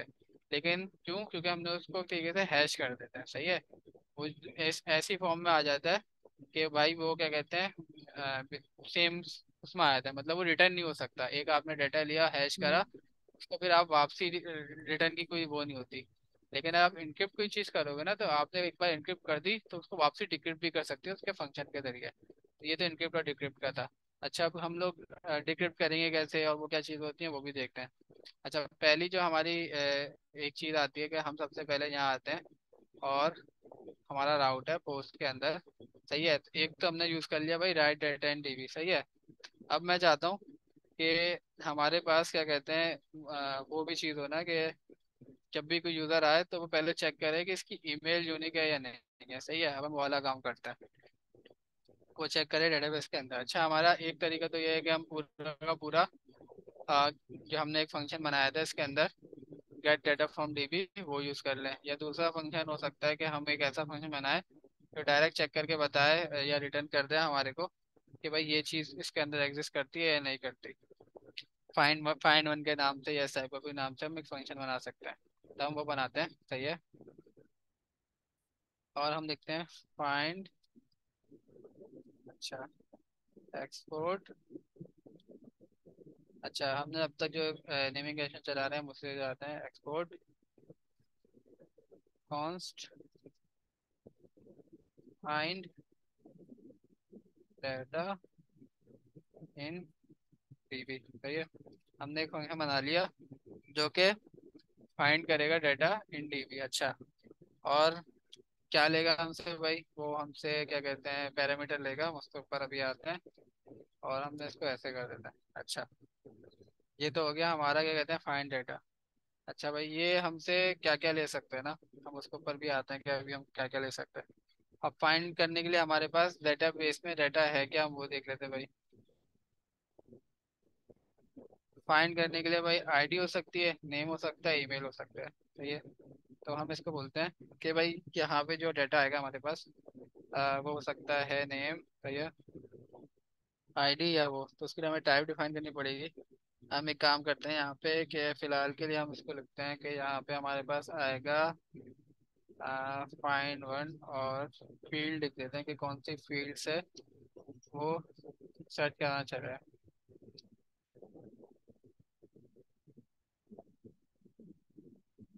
सही है,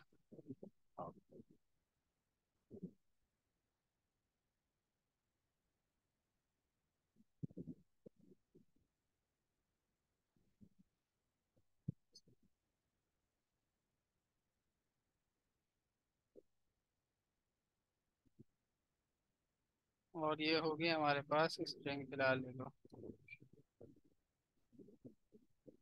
सही है, हमने इसको बोला भाई आप वो हमें फील्ड बताएगा कि क्या कहते हैं कौन सी फील्ड से ढूंढना है, वो फील्ड हमें यहाँ मिल जाएगी और हम उसको जरिए कर लेंगे। अच्छा, पहला स्टेप हमारा क्या होता है, अभी देखते हैं कि फील्ड को हम कैसे यूटिलाइज करेंगे। जब भी हमें कोई डेटाबेस में डाटा सर्च करना है तो हमें क्या करना पड़ेगा, अभी पहले डेटाबेस का डाटा चाहिए होगा। सही है, तो हम आएंगे यहाँ पे और हमने बोला ये वाली लाइन कॉपी कर लो और यहाँ पे आ जाओ और ये कर लो इधर। अच्छा, हमारे पास अभी भी डेटाबेस में जो भी डाटा था वो आ गया, get current data from DB. सही है, अब यूजर ने हमसे क्या है, जो भी फाइंड करवाना चाहता है अब हम वो देखेंगे। सही है, कि जो भी इसने फील्ड दिया हमारे को वो किस तरीके से हम इसको यूटिलाइज कर सकते हैं। सर उस फील्ड सही, में जो वैल्यू फाइंड करनी है वो भी हम लेंगे फंक्शन में। हाँ नहीं, हाँ वैल्यू वैल्यू भी होगी बेसिकली, क्या कहते हैं वैल्यू ही होगी, क्या कहते हैं वो सिर्फ मैच कराएंगे हम वैल्यू। तो फील्ड की जो वैल्यू है वो यहाँ पे यही है। सही है, अपने को ज़्यादा आसान हो जाएगा।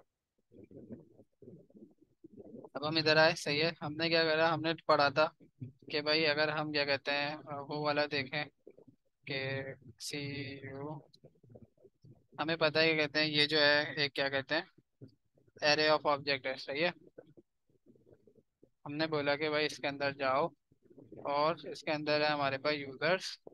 सही है, यूजर्स के अंदर आप क्योंकि एरे है तो हमने बोला फाइंड करो। अच्छा, क्योंकि हम चाह रहे हैं कि हम एक पर्टिकुलर रिकॉर्ड चाह रहे हैं, हम सारे के सारे नहीं चाह रहे। फिल्टर भी लगा सकते हैं लेकिन फिल्टर में क्या होता है, मल्टीपल रिकॉर्ड रिटर्न होता है। हम चाहते हैं जो भी पहला मैच हो हमें मिल जाए। अच्छा, हमने बोला भाई फाइंड है। सही है, फाइंड क्या करेगा, एक क्या कहते हैं हमसे फंक्शन लेगा। सही, और क्या कहते हैं कॉल बैक लेगा हमसे, और यहाँ पे हमारे पास आ जाएगा यूजर। सही है, सिंगल जो यूजर होगा। उसके बाद हम इधर आ जाते हैं। अब क्या कहते हैं हम इसको बोलेंगे, अच्छा फाइंड में क्या होता है भाई, रिटर्न कर देते हैं हम ट्रू, तो वो वाला यूजर रिटर्न हो जाता है। अब हम कंडीशन लगा सकते हैं कि भाई इफ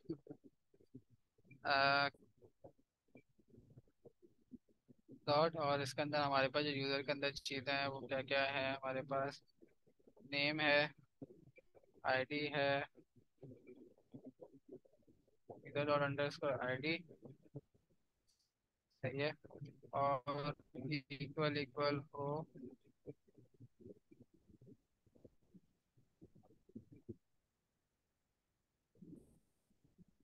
सही है, तो आप इसको रिटर्न कर दो।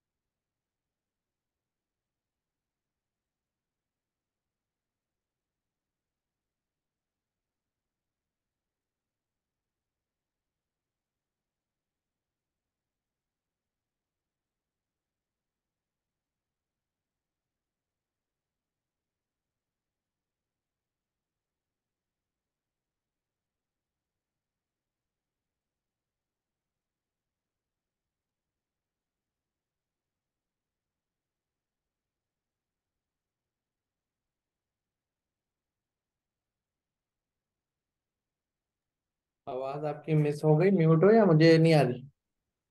नहीं नहीं, मैंने अभी खामोश हूँ। ओके। इसमें तो कुछ है तो नहीं।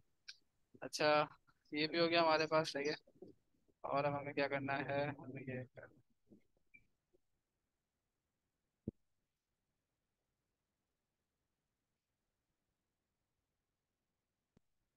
अच्छा, यहाँ पे अब देख लेते हैं कि हुआ क्या है। फाइंड डाटा इन डीबी का हमने फंक्शन बनाया, सही है। वो वहाँ से वैल्यू देगा। वैल्यू क्या क्या हो सकती है, या तो वैल्यू स्ट्रिंग होगी हमारे पास, वो हमने जो भी लॉजिक लगा उसके तहत, या तो वो आईडी हो सकती है, या तो नेम हो सकती है, या क्या हो सकती है, ईमेल, सही है। तो ये तो हमने देख लिया भाई, आईडी हो सकती है, नेम हो सकती है, ईमेल हो सकती है। अब इसको क्या कहते हैं, हम क्या करेंगे, मैच कराएंगे। मैच कराने से मुराद क्या है कि हम इधर आ गए, क्या कहते हैं, अपने इधर, सही है। हमने पहले चेक किया भाई, जो आपने आईडी भेजी है या जो वैल्यू भेजी है, वो क्या कहते हैं आईडी से मैच हो रही है। अगर आईडी से मैच हो रही है तो इसका मतलब क्या था, रिकॉर्ड मिल गया, रिटर्न ट्रू कर दो, सही है। और क्या कहते हैं, अगर क्या कहते हैं इससे नहीं मिलती तो वो एल्सिफ में आएगा, नेम से मैच करेगा, नेम से मैच ट्रू हो जाए, वरना ईमेल से होगा, वरना क्या होगा, अनडिफाइंड रिटर्न कर देगा। अनडिफाइंड का मतलब क्या, नहीं मिला, सही है। तो हमने एक फंक्शन बनाया है ऐसा। अब इसको जरा चला के देखते हैं कि ये एक्चुअल में वर्क करता भी है या नहीं करता, सही है। हम आते हैं इधर, और इसके अंदर से हम वो निकालते हैं फंक्शन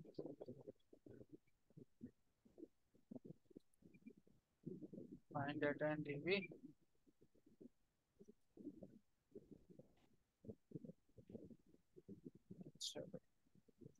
पहले इधर आते हैं, हम इसको वो करते हैं, और हम लोग जो सर्च करा रहे हैं, हम किससे करा रहे हैं, हम ईमेल से फिलहाल सर्च करा रहे हैं। हमने बोला डॉट ईमेल, और हमने बोला कॉन्स्ट, और यहाँ पे बोला हमने कि आपको हमने ये दे दिया, सही है। अब आप चेक करो कि ईमेल एग्जिस्ट करती है या नहीं करती, सही है।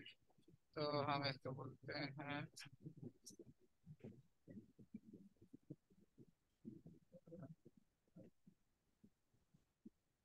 ये बोला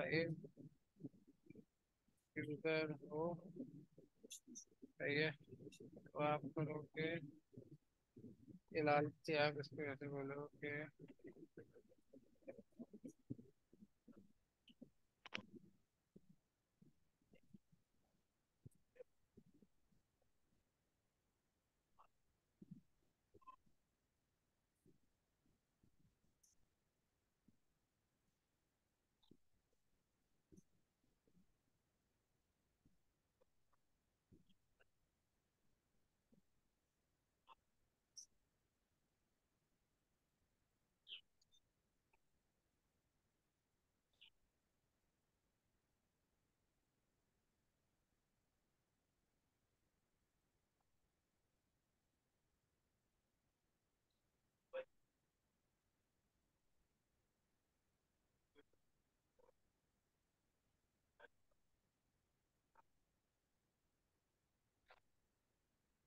सही है।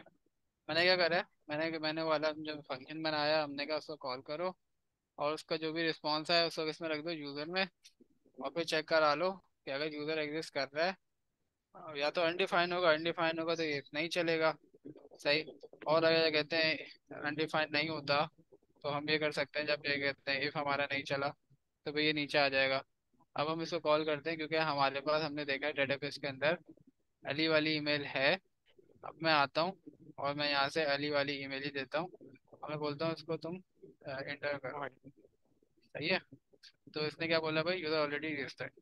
अब हमारे पास क्या कहते हैं, वो वाली फंक्शनलिटी भी आ गई कि अब हम यूनिक ईमेल डालेंगे, सही है। हम ऑलरेडी यूज हुआ हुआ ईमेल नहीं डाल सकते, हमने ये चीज़ भी देख ली। अच्छा, अब जब हमने ये चीज़ देख ली, तो अब हमें एक दूसरा जो टॉपिक था, हमने कहा था कि हम पासवर्ड वाला काम भी करेंगे भाई। अब हम उसकी तरफ मूव हो जाते हैं, क्या वो पासवर्ड वाला काम कैसे होगा। अच्छा, पासवर्ड वाला काम करने के लिए हमें ये करना पड़ेगा कि क्या कहते हैं, मतलब लास्ट टाइम मैंने पासवर्ड वाला करवाया था, जी सर, हुआ है। बिक्रिप्ट का कराया था एक ना मैंने, जी। सही है।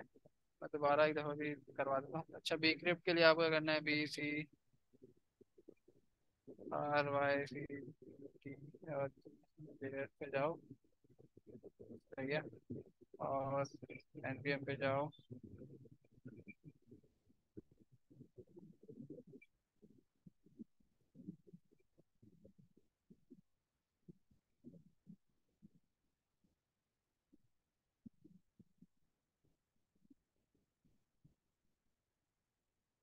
अच्छा भाई, यहाँ पे आ गए हम।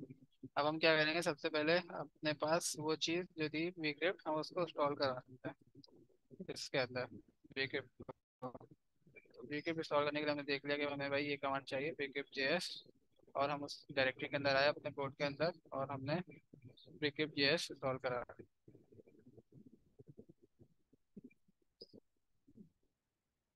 और हम इधर आए, और हमने बोला कि इसकी टाइप्स हैं तो वो भी दे दो। हम इधर आए,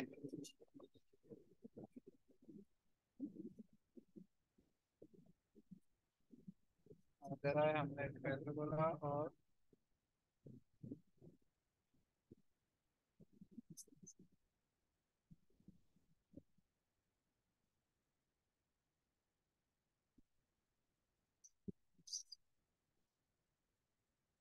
सही है, बीकेप का तो कोई मसला नहीं। बीकेप हमने सर्च किया, वहाँ पे गए, वेबसाइट पे गए, हमने इसको सॉल्व कर दिया।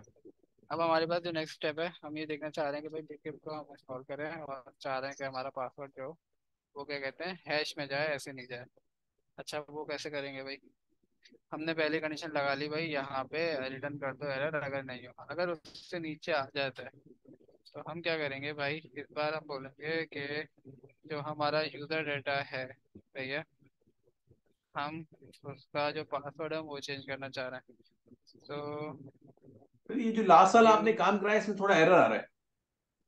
कहाँ पे? अ, वो आपके पास आ रहा है जी ये यूजर वाला? नहीं सर, ये वो जो आपने चेक कराया ना, यूजर एग्जिस्ट कर रहा है नहीं कर रहा उसमें राउट में। राउट में मेरे पास तो नहीं आ रहा, आप अपने पास कर रहे हैं। अब अगर अपनी राउट वाली फाइल एक दफा दिखा दे दोबारा।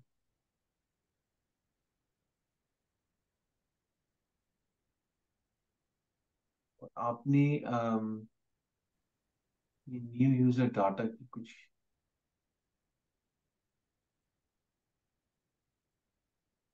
ये न्यू यूजर डाटा आपने दोबारा क्यों कॉल किया?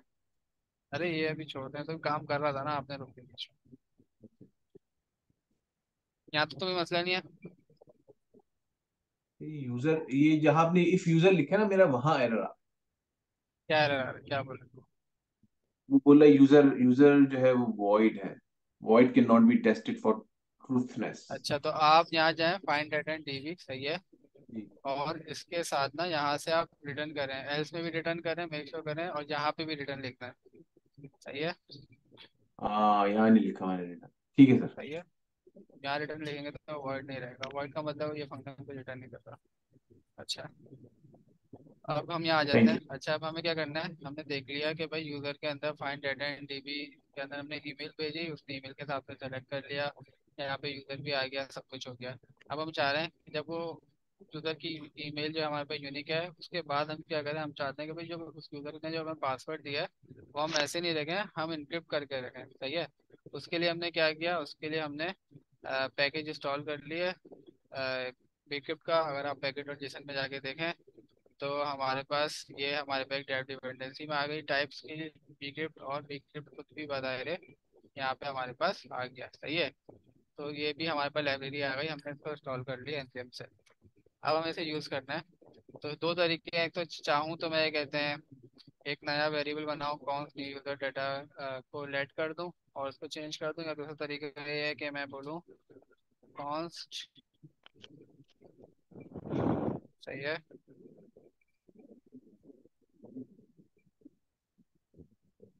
इसी को बोलूँ यूज़र डाटा विद हैश। सही है। और वो होगा, पहले तो मैं कर दूंगा इसको इसी के इक्वल, और इसको बोलूंगा लेट क्योंकि मुझे इसमें चेंजिंग करनी है, तो कब की कर ही सकते हैं शायद, चेक कर। सही है। और मैं इधर आया, मैंने बोला कि न्यू हैश पासवर्ड का जो डॉट पासवर्ड है उसको इक्वल कर दो आप बिक्रिप्ट वाले से। सही है। अब बिक्रिप्ट से हमें क्या करना पड़ेगा, हैश करना पड़ेगा। हमारा फंक्शन ऑलरेडी एसिंक है, तो ये वैसे भी डीप कॉपी हुआ नहीं है। सही है, तो मेरे ख्याल से इसकी भी अभी फ़िलहाल ज़रूरत नहीं है, तो मैं इसको यहाँ से हटा दूँ। सही है। और अच्छा, यहाँ पे हमने कॉन्स लगाया हुआ है, फिर भी ये कहते हैं मैं इसको इस तरीके से कर सकता हूँ। उसकी वजह ये है कि क्योंकि हम ऑब्जेक्ट के अंदर कर रहे हैं, हम इसकी वैल्यू चेंज नहीं कर रहे।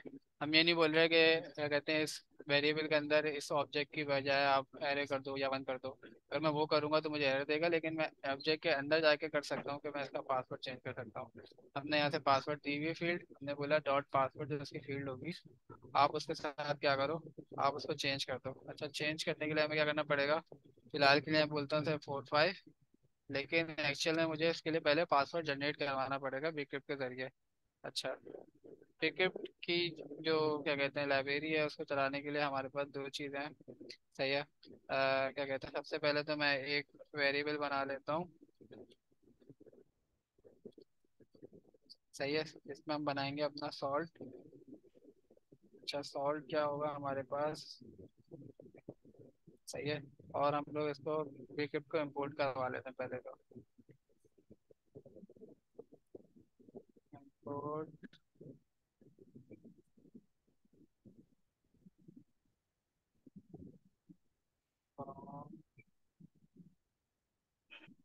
Bcrypt JS. सही है। और इसको मैं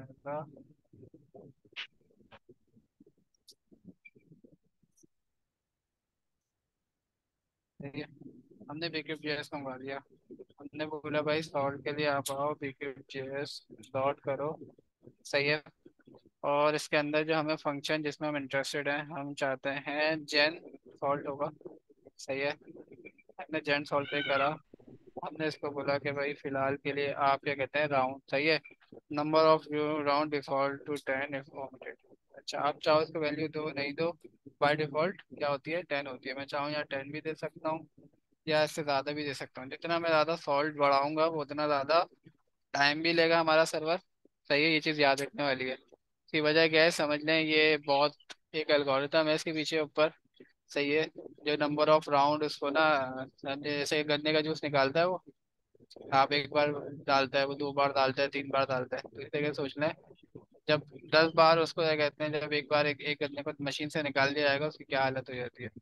तो इस तरीके से इसका भी यही है कि आप नंबर ऑफ राउंड यहाँ बताते हो, तो आपका पासवर्ड या जो भी सॉल्ट बनेगा। सही है, वो इतनी बार इसके अंदर क्या कहते हैं रोटेट हो के एक बड़ा खतरनाक किस्म का हैश बनेगा, लेकिन उसमें फिर टाइम भी लगेगा। तो ये चीज़ भी हमें रखनी चाहिए। सही है। तो फिलहाल हम 10 दे देते हैं यहाँ पे। और उसके बाद हम क्या करते हैं, ऑल्ट शिफ्ट टैप करते हैं ताकि इंडेंटेशन सही हो जाए।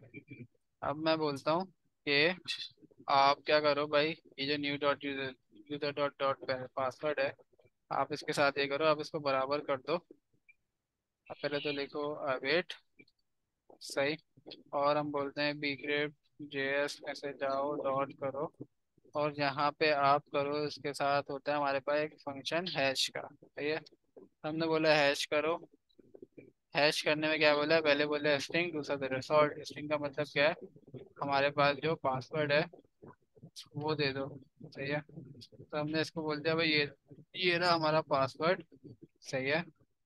और उसके बाद हमने बोला इसको कि इसने बोला दूसरा क्या कहते हैं हमें सॉल्ट दे सकते हो। हमने कहा ये रहा हमारा सॉल्ट, हमने इसको दे दिया। सही है,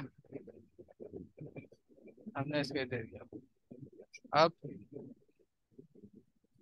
इसने क्या करना है, इसने कहते हैं जो यूजर डाटा है हमारे पास जो रिक्वेस्ट के अंदर आ रहा है उसका पासवर्ड चेंज करके जो स्क्रिप्टेड करके पासवर्ड हमारे को यहाँ तक दे देना है।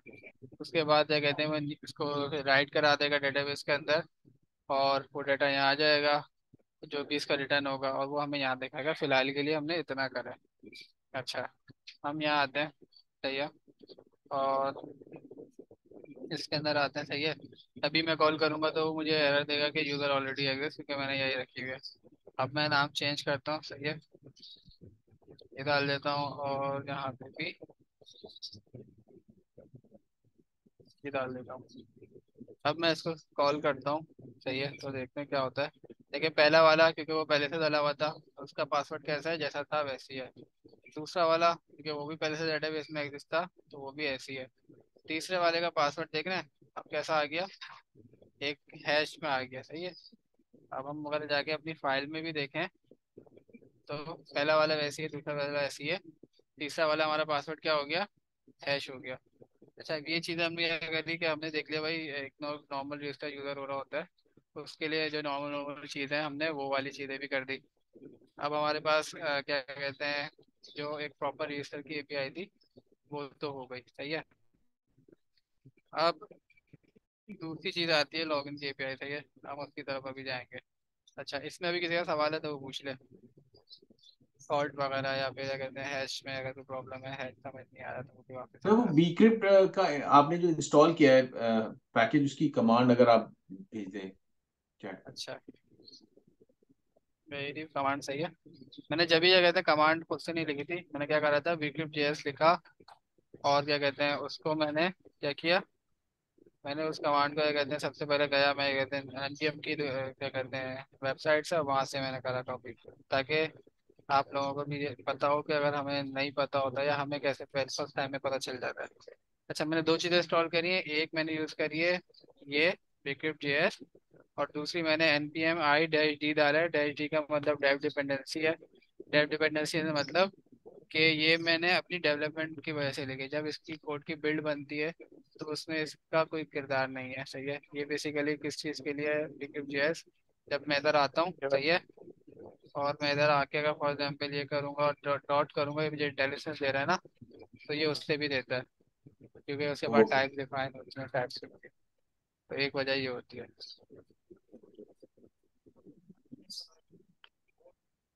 Thank you.